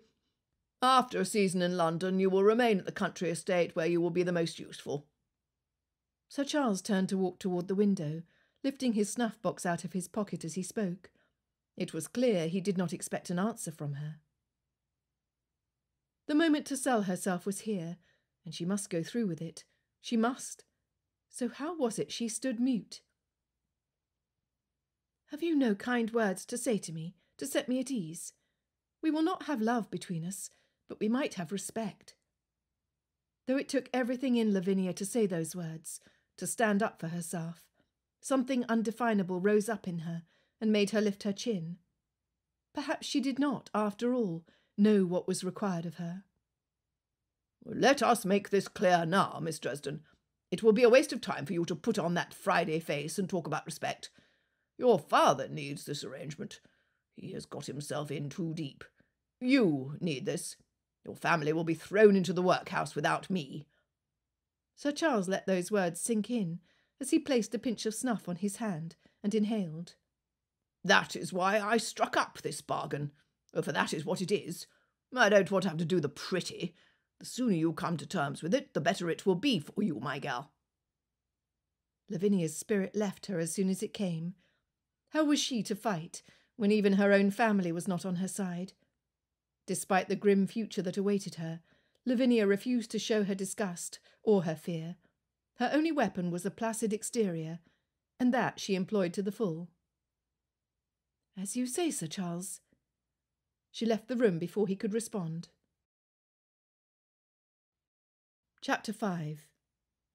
Nicholas quit the parlour and bypassed the drawing-room filled with guests, stopping at the doorway of the billiard-room, where he saw Bertram setting up a game. He entered. Bertram took the first shot, then leaned against the table as he studied Nicholas. "Your sister said I might wait for you here while she's showing Abigail some fripperies she bought for the ball," he said. "She promised you'd not be long." "That coxcomb is here." Nicholas threw himself on the brown and black striped upholstered chair nearest to the fire and put his feet on the footstool. There was silence as Bertram circled the table for another shot. He took aim, and the white ball made a satisfying clack as it hit the mark, and the colours scattered to their intended corners. Bertram stood, and with a keen glance at Nicholas said, "So you've chosen Miss Dresden, have you?" Nicholas, angry and miserable, met his gaze. "I've chosen her, but her father has decided to keep his arrangement in place. He will not change his mind about Sir Charles." "How is that? How could anyone consider Sir Charles suitable?" Bertram leaned his arm along the mantelpiece, cue in hand, and Nicholas looked up to meet his gaze. "Bertram, on the word of a gentleman, I ask you not to reveal to anyone what I'm about to tell you." Bertram nodded once. Nicholas hesitated still, but eventually rubbed his chin and exhaled.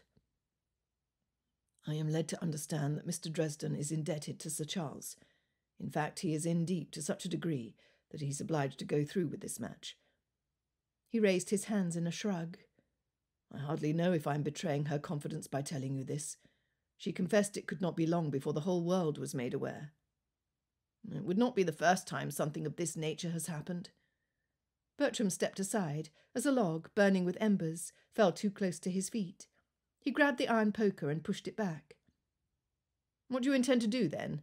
Are you willing to pay off Mr. Dresden's debts and spare her this farce of a marriage?" "What can I do?" Nicholas stood and took a turn around the room. "Her father did not even allow our conversation to include such talk. I would have spoken to him of relieving his embarrassment, and of expecting nothing in the way of dowry, but he did not allow me to get that far. Well, my advice to you is to make another attempt before the contract with Sir Charles is signed. Even if you pay off Mr. Dresden's embarrassment, Sir Charles is likely to do something ungentlemanly, like sue for breach of contract, if he's made to look a fool," Bertram warned. "I have thought the same." Nicholas stopped in his tracks and listened. "Perhaps they are done. If I can be thankful for anything, it's that Sir Charles hasn't a notion of how to woo a lady, and I don't think he's making love to her right now. I could not stomach the thought." "Sir Charles has a reputation." Bertram's words did nothing to enlighten him. "Don't I know it? Who is unaware of his reputation?" Nicholas said impatiently. "No, what I mean to say is, in select circles there is a stain on his name." Bertram raised an eyebrow with significance. "It is said he not only has the devil's own luck with cards, but that he actually cheats." At that, Nicholas fixed his gaze on Bertram. "Of anyone else I might doubt, but Sir Charles... Oh, but surely he would have been caught by now if it were known."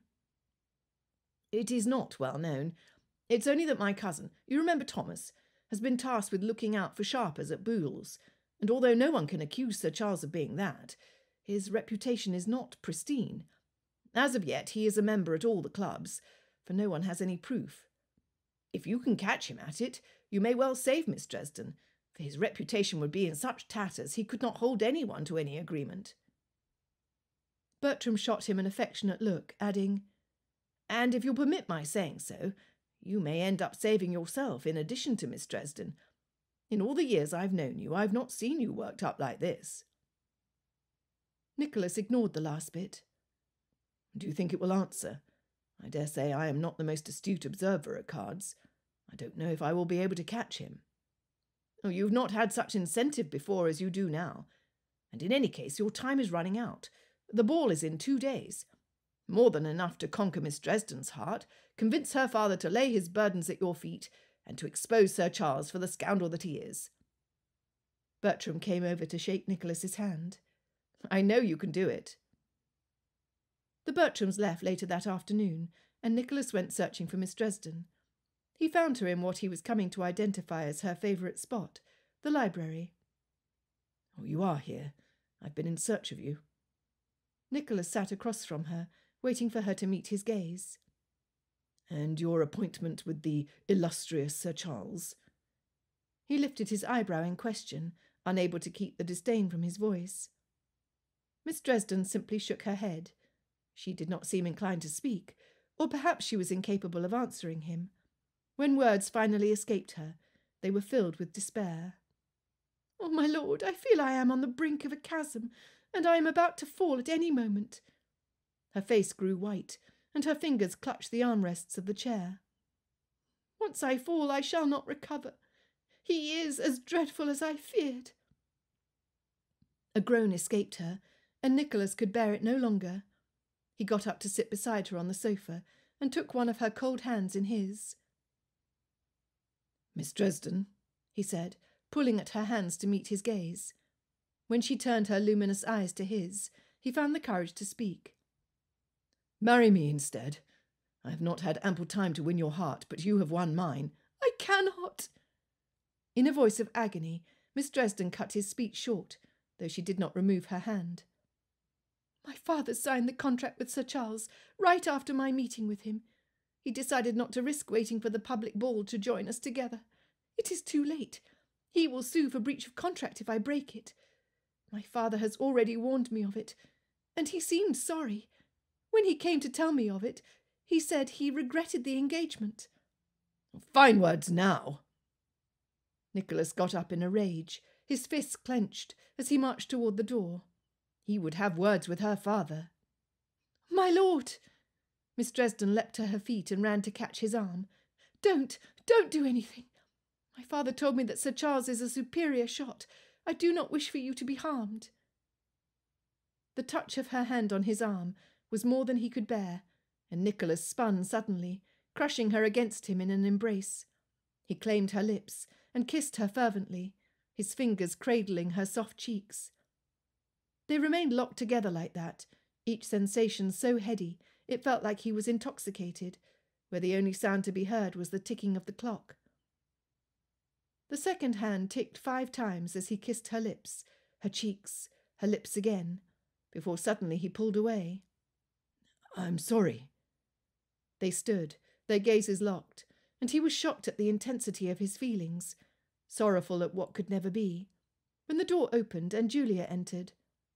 Her assessing eyes took everything in at a glance. Nicholas's hasty withdrawal from Miss Dresden's hands, their faces bright with feeling. His sister hesitated on the threshold, as if she were going to leave, then changed her mind and swept past them, moving to the fauteuil where she sat, then gestured for them to do the same. "No, it is better that I stay and lend you chaperonage," she said. "It won't do to have something happen in our house that could lead to pistols at dawn, although I confess I would not be half opposed to the idea were my own brother not facing the threat. Remy tells me the contract is signed. Oh, Lavinia, I was so hoping we might have avoided it. I wish to have saved you from this." Miss Dresden's eyes filled with tears, and she looked more forlorn than Nicholas could bear. "You are kind, but it is finished now. There is nothing more to be done." Without another word, Miss Dresden took her leave, and Nicholas watched her go. He didn't even have the heart to rebuke Julia for her interference, for having thrown them together when it had all come to nothing.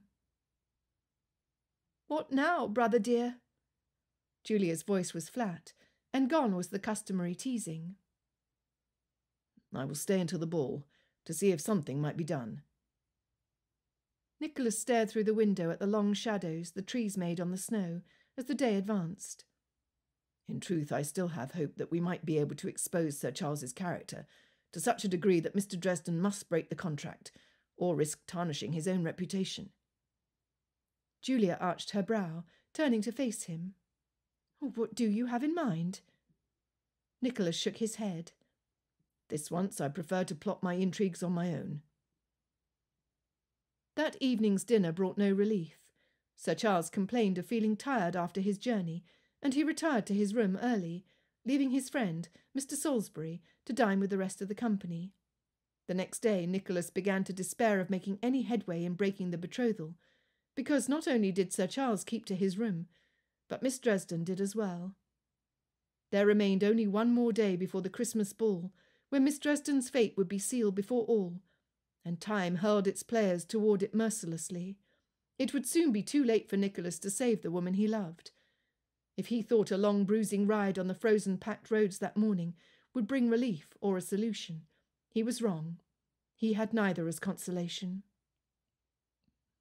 Nicholas's ruminations had one lone objective. Surely a man as dissipated as Sir Charles could not hide his true nature forever. He must find a way to stop the engagement before it was announced at the Christmas ball. A contract might be broken, but a public announcement would also serve to drag Miss Dresden's name through the mud. After an afternoon spent in solitude, as much to restore the equilibrium of her mind as to avoid Sir Charles, Lavinia got her first glimpse of Lord Cranleigh. She was alone in the drawing-room when he entered, and he wasted no time in reaching her with that energetic stride of his. Her starved eyes drank in the sight of him, the warmth in his gaze, the lips she had dreamed of after he had kissed hers. She received a jolt when he took her hands in his. "I've missed the sight of you," he said simply. "Where have you been?" Lavinia managed to smile. "I've kept to my room until my mother informed me it was unseemly to hide away because it might make people believe I am not content with the match. I am ordered to join the rest of the guests for dinner." "Well, I thank your mother for that, at least.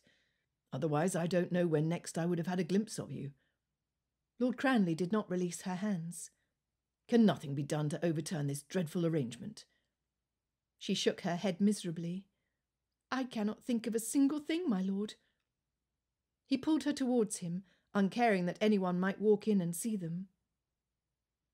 "Nicholas, if you please," he said. "I refuse to give up hope that something might be done." "Nicholas, then," she said with a smile. And somehow, looking into his eyes, Lavinia believed that something might be done. Perhaps it was the way he always sought her out when they were in the same room. She saw her worth through his regard, and surely that counted for something. The sound of the door opening had them whisking their hands away as Nicholas took a full step back. To Lavinia's dismay, the newest arrival was Sir Charles. Despite the agony of having her intended and her beloved in the same space, Lavinia was soon to discover that Lord Cranleigh's presence brought her an additional comfort. Upon seeing who was with Lavinia, Sir Charles's demeanour became more respectful than it had been in the drawing-room. With a nod towards Lord Cranleigh, Sir Charles bowed deeply before Lavinia, then took her hand and pressed his fleshy lips upon it. It was an instinctive reaction, but she yanked her hand away, and saw his face grow ugly, his fist rising. In a flash Lord Cranleigh closed the distance, his face resolute, as he tucked her behind him and stared at Sir Charles. Sir Charles frowned, but took a step back. "We shall soon be married, Miss Dresden. I will make allowances, for you were a young miss and innocent in every way. But these are the attentions married men pay to their spouses. Am I not right, Cranleigh?" He laughed humorlessly, and Lord Cranleigh merely returned his regard without offering a response. The door opened again, and additional guests cut short the unpleasant interaction. Soon afterward they were called into dinner. When the after-dinner port had been shared, Lord Remington rose with an invitation for the gentlemen to rejoin the ladies in the drawing-room. Sir Charles rubbed his meaty hands together. "We are comfortable here, are we not? Your father had a reputation for stocking excellent brandy, Remington. Why don't we have a round of cards? 21? Lord Remington exchanged a glance with Nicholas. He was clearly eager to join the ladies in the drawing-room, and a party of cards could hardly be a quick affair. Nicholas sympathised with his brother-in-law. After all, he was impatient to sit next to Lavinia and gather whatever pearls a few minutes' conversation with her might afford. However, Bertram had planted a seed, and Nicholas wanted to see if there might be some truth to the rumour. If there was a way to catch Sir Charles cheating at cards, Nicholas wanted to attempt it. In any case, he had nothing to lose. Nicholas shrugged. Why not? One game of cards cannot hurt. He saw Remington's look of confusion and knew he would need to explain why he had not been a better support to his own brother-in-law. Dresden. Sir Charles shot Lavinia's father a pointed look, his ruddy face steeped in scorn. I know you love a good game of chance. Why don't you try your luck with this crowd? There was an implied insult in Sir Charles's observation, and a look of fury flashed over Mr. Dresden's face before he controlled his features again. Nicholas would have felt compassion for him had Mr. Dresden been a better father to his daughter. One game, then, Mr. Dresden responded. He darted his gaze to Lord Remington, adding, I believe the ladies are waiting for us. Remington sat and signalled for Notley. Bring us a sealed pack of cards, if you will. Gentlemen, who will go in? Mr. Dresden moved to a place at the table across from Sir Charles.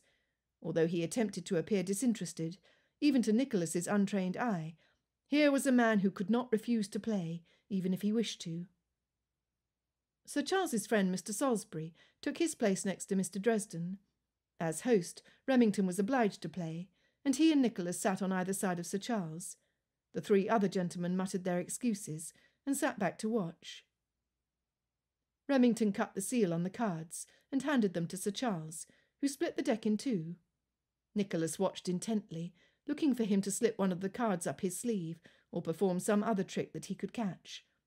The candlelight made it difficult to see everything, so Nicholas signalled for one of the footmen to bring more candles. Remington dealt the cards face down to the four players, and Sir Charles picked his up and studied it. He took a sip of the superior brandy that one of the footmen had brought.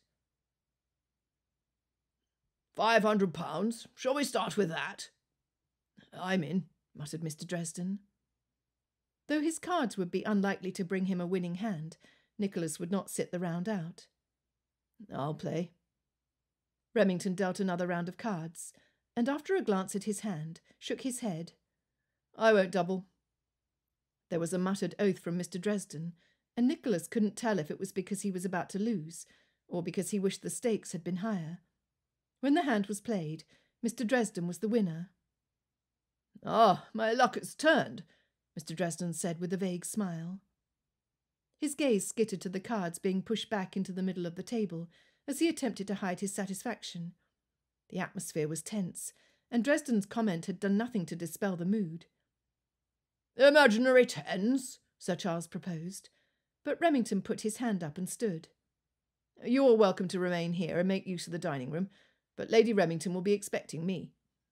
He turned to leave, but Nicholas met his gaze and gave a subtle shake of the head. He didn't yet know his brother-in-law well, but Julia would not marry someone who had not a quick wit. He needed Remington here as a witness, even if it all came to nothing. Lord Remington did not disappoint. I shall not be long. I merely wish to acquaint my lady with our delay, but I am sure she will have no objection. He leaned to drop a word in Notley's ear before leaving the dining-room. Shall we make the stakes higher? Sir Charles shuffled the cards and looked up under his heavy brow at Mr. Dresden. Shall we say £1,000? Mr. Dresden went pale at the figure, but gave an abrupt nod. Nicholas had no desire to lose another 1,000, though he could afford such high stakes on the rare occasion. However, he considered it a small price to pay to observe Sir Charles, who was now the dealer.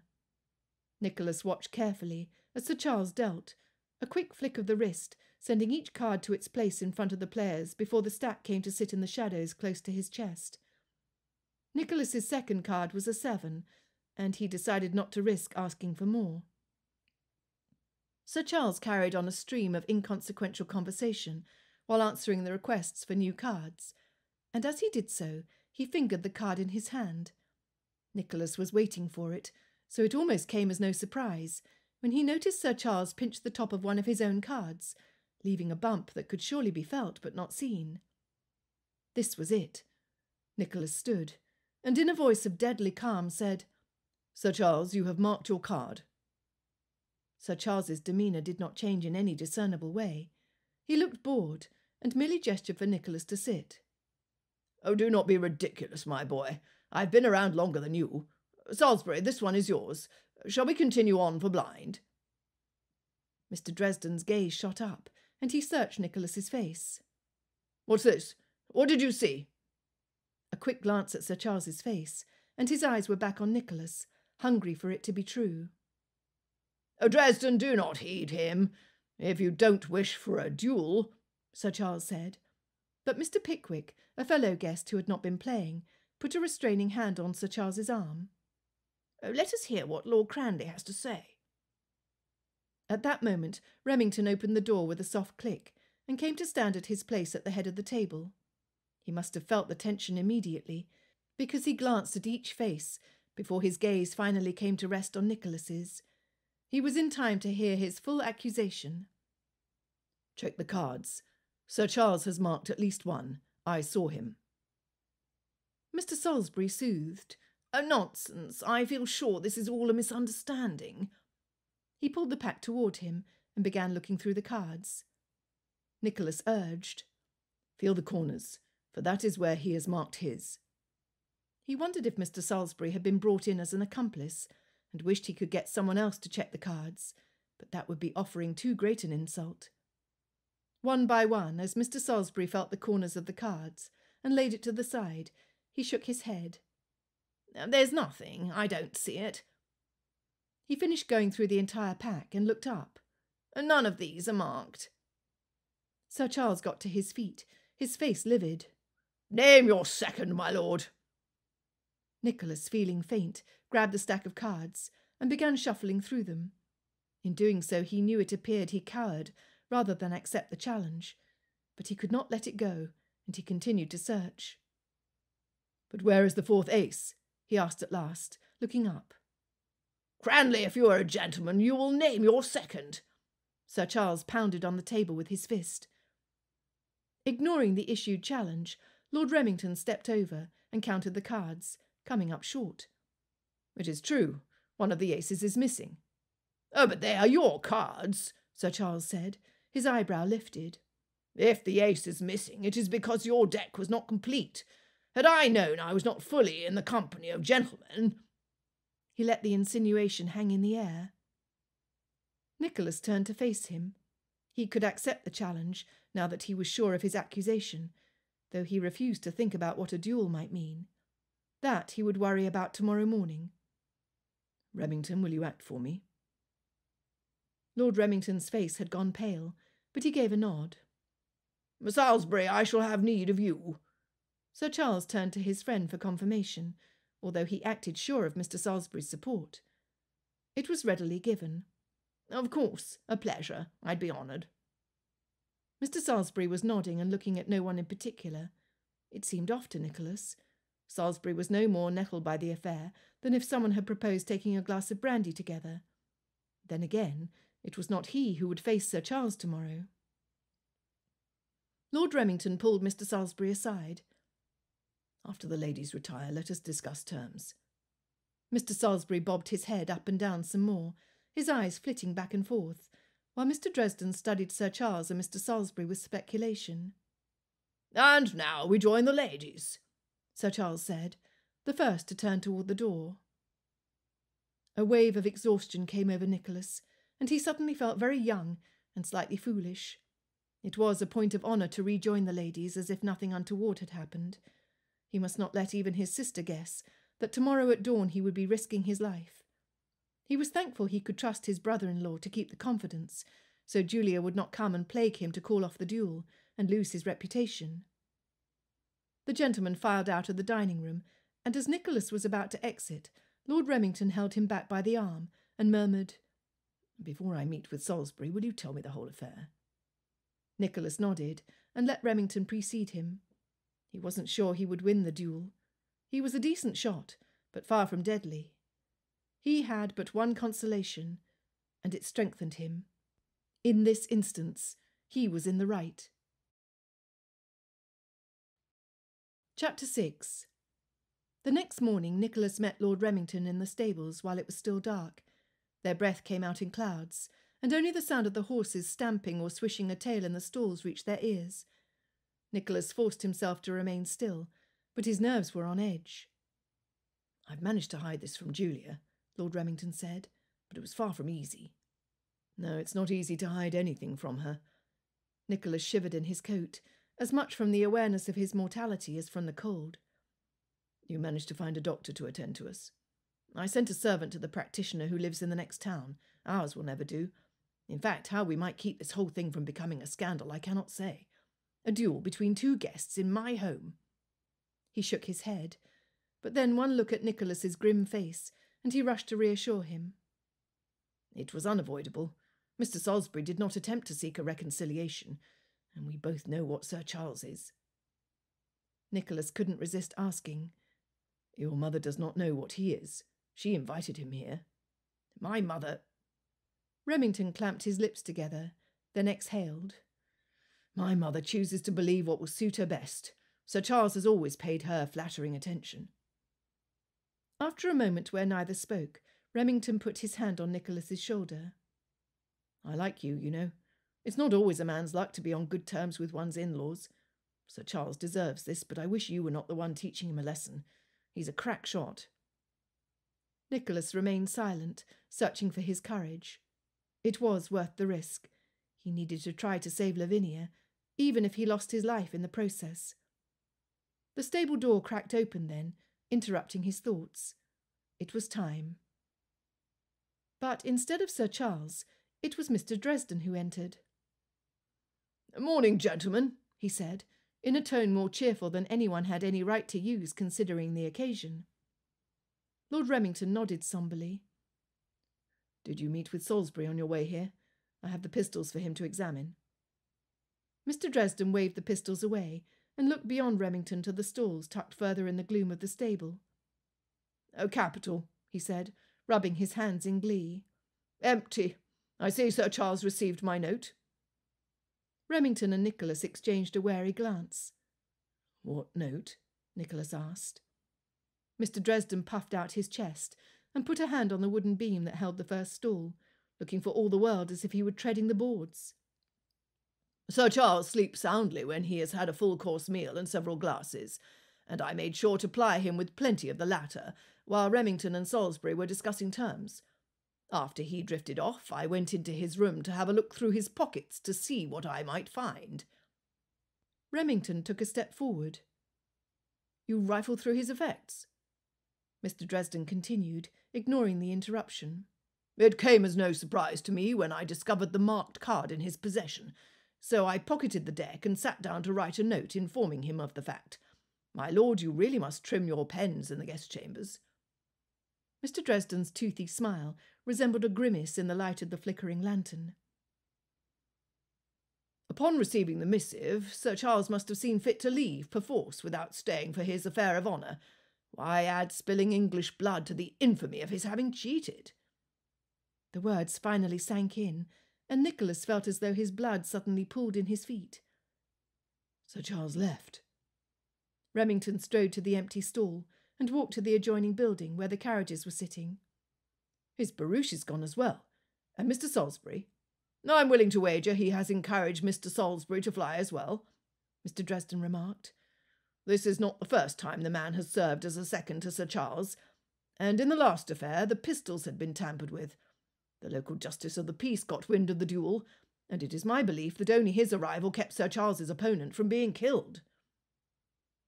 Nicholas's mind was whirling, and he was limp with the relief of having escaped the meeting with Sir Charles. Remington rejoined them by the lantern, saying, "Mr. Dresden, I must shake your hand, for you have prevented this from turning into a duel, putting my wife's brother at risk, and embroiling this house in possible scandal." Mr. Dresden returned the handshake. It was for my own interest, after all. If Sir Charles is caught cheating in company, then my debts to him are cleared. I've oft suspected him of it, but he's never been caught, and I believe he thought our card game too paltry an affair to employ his usual discretion." He placed his hands behind his back and rocked on his feet, a smug smile on his lips. "I may live freely now as a gentleman, with other men in possession of my vowels, owner of an encumbered estate, being dunned by every tradesman. In short, I am free to live as a gentleman does, and not as a slave to that despot." Remington glanced at Nicholas, then started toward the door. "I will see for myself whether Mr. Salisbury is indeed gone as well. Gentlemen." When Lord Remington had left, Mr. Dresden shook his head, and, peering at Nicholas, allowed himself a small chuckle. "Ah, this has all turned out well, better than I could have hoped for." There was something about Mr. Dresden's laughter that goaded Nicholas into speech. He had not forgotten the pain Miss Dresden had been forced to endure. "And are you free to give your daughter in marriage to whomever she should choose? You will not force her into what is distasteful to her?" "It was my plan all along, Cranleigh." Mr. Dresden folded his arms and looked into the air, again with that theatrical bent.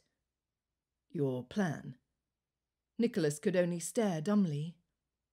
Mr. Dresden continued. "Why do you think I arranged for the engagement to occur at Lord Remington's estate, dropping a word in the right ear so Sir Charles might meet us here, and at the Dowager's request, putting off his demand for my daughter's hand in marriage until the stakes were nearly too high to refuse, waiting until just the right moment." He laughed.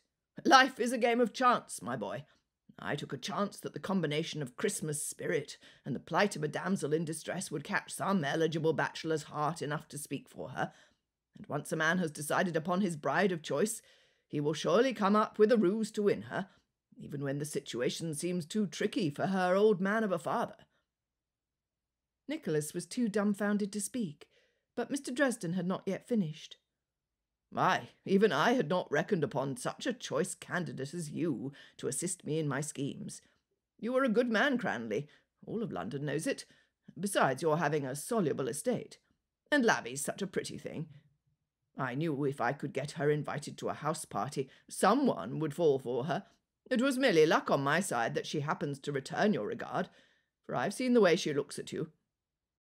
But for all you've claimed to have conjured up a most excellent plan, you signed the marriage contract with Sir Charles. How did you plan to extricate yourself from it?" Nicholas no longer felt the cold.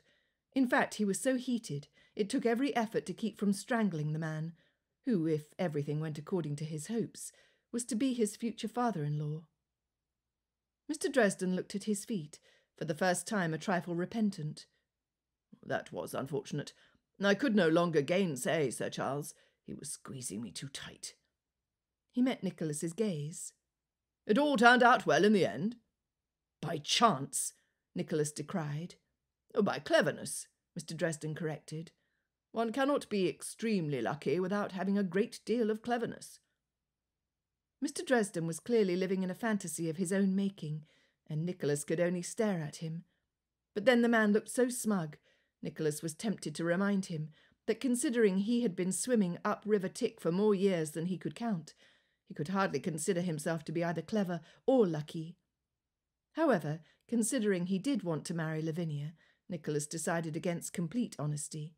He kept his mouth shut, as Mr. Dresden elaborated. "And if I did not yet know how I would get out of Sir Charles's coils when he began to threaten breach of contract, my genius did not extend that far. I figured Lady Fortune would yet have a say, and the outcome is beyond my wildest dreams." Mr. Dresden laughed and shook his head as though from a private joke. "I fully sanction your suit.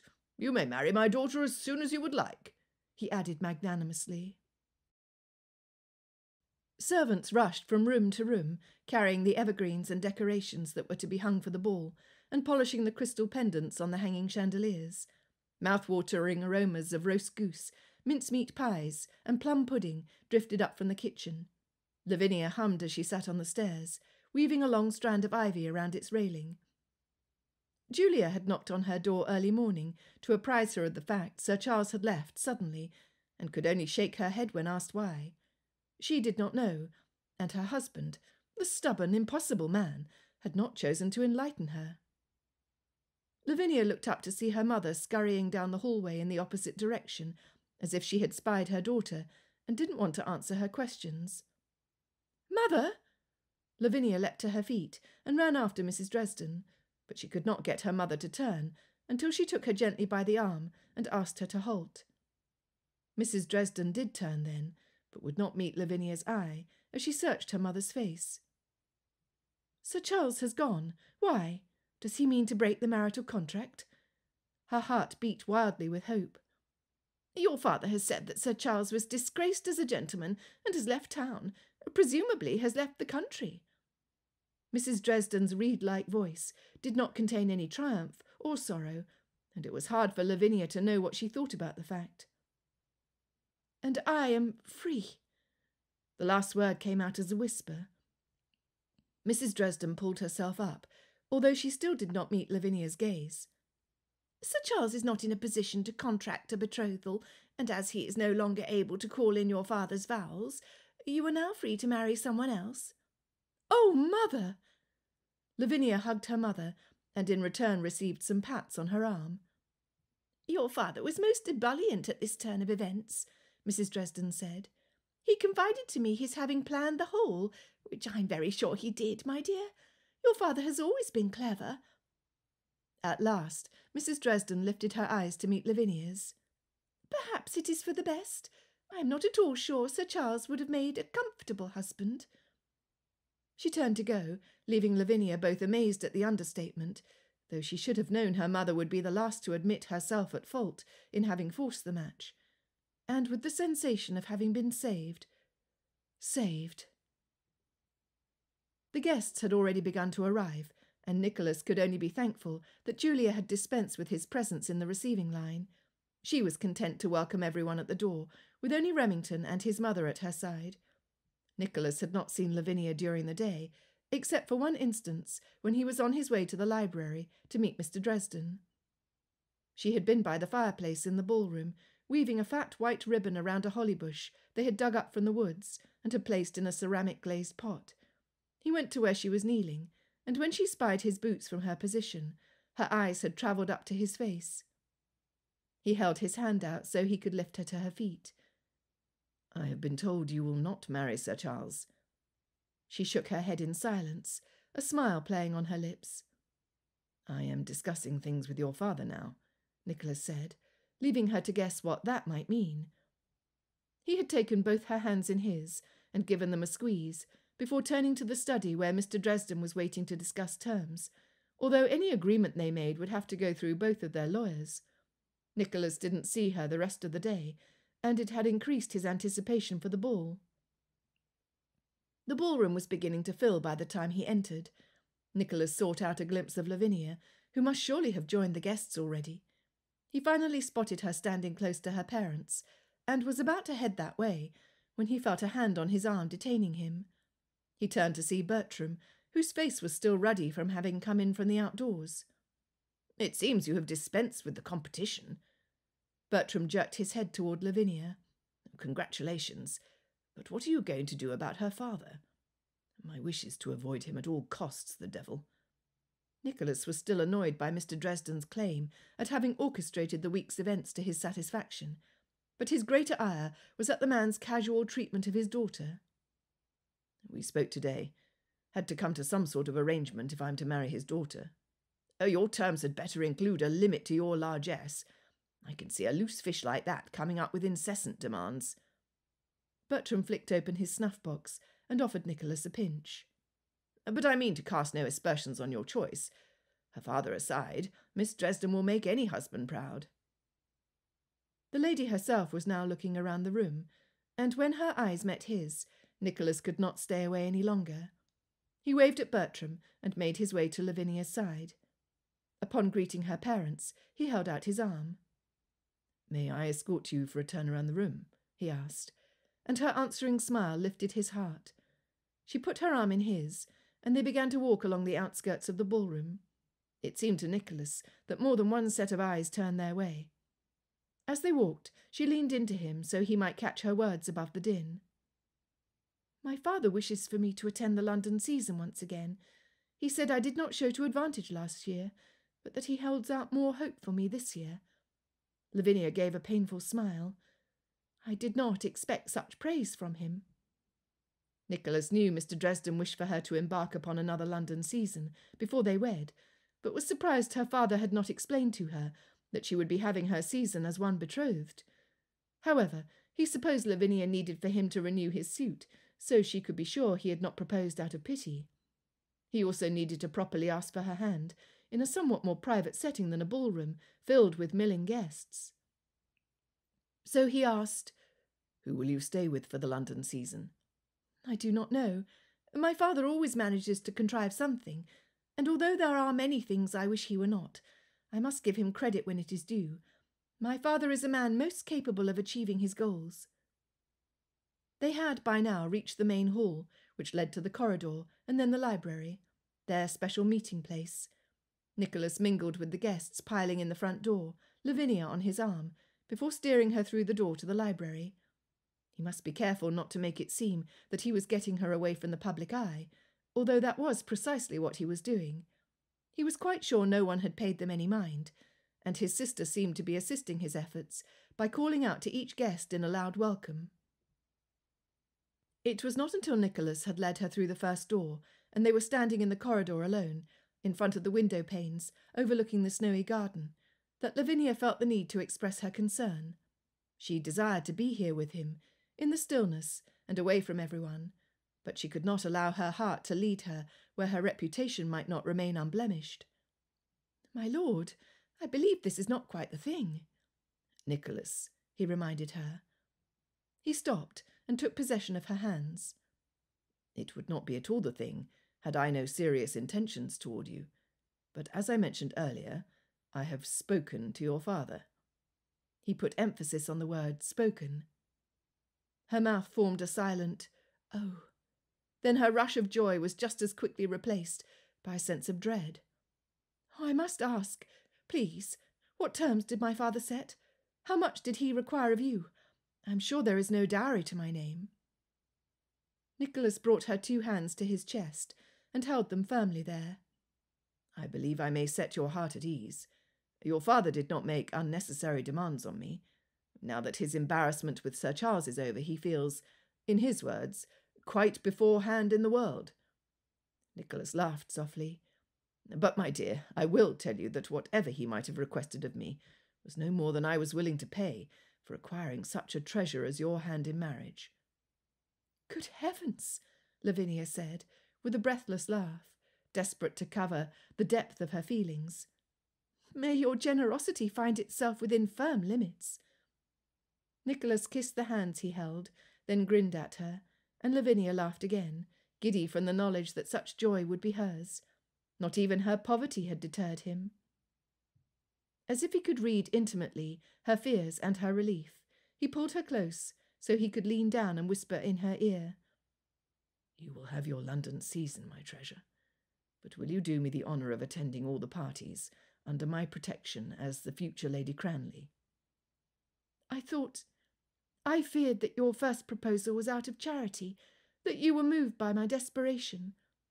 Lavinia raised her eyes to his, and as if it were an invitation, it was an invitation, he leaned down and touched his lips to hers. Pulling away only a hair's breadth, Nicholas murmured, "Look up, my sweet, and you will know why I had to kiss you." She raised her eyes, and her chin followed, inviting him to kiss that too. "Ah, the mistletoe so aptly placed, as if someone knew we would be here." Lavinia lowered her eyes to meet his, a wicked grin on her lips. "Are you not in some danger, sir? Perhaps we should move." Nicholas laughed, but he had not forgotten her question and the underlying fear that must have prompted her to ask it. He wasn't sure if he would ever tell her about her father's having played with her future as if it were a game of chance, although it would not surprise him if Mr. Dresden himself told Lavinia, casting his role as a paragon of cleverness and paternal benevolence. Nicholas would have some reassuring to do at that time, to remind her that he had chosen her out of his own volition, and not as a result of any scheme her father might have thought he was concocting. It would be Nicholas's chance to remind her that she was worthy and desired. Now that he pondered it, the idea was most agreeable. Nicholas put his arms around her and pulled her close. You had the right of it, Lavinia. The earlier proposal was out of desperation. I couldn't bear to lose you. His Lavinia stayed still for a moment, frozen. At last, her gaze met his, and her lips curved up in a shy smile. Well then, you shan't, Nicholas. The heady rush of hearing his name on her lips, and her acceptance to be his wife, was almost more than Nicholas could contain. But he kissed her soundly, before pulling back and declaring, I believe the crowd is expecting an announcement. Shall we go give it to them? Lavinia's eyes sparkled with her answering grin, and they stepped away from the charm of the mistletoe. Julia may have sought to throw them together, and Mr. Dresden to attempt to manipulate his affections. But Nicholas was the one who had chosen Lavinia, and he had not erred in his choice. She tucked her arm more securely in his, as he reached for the door that led to the marbled entrance. No, he had not made a mistake.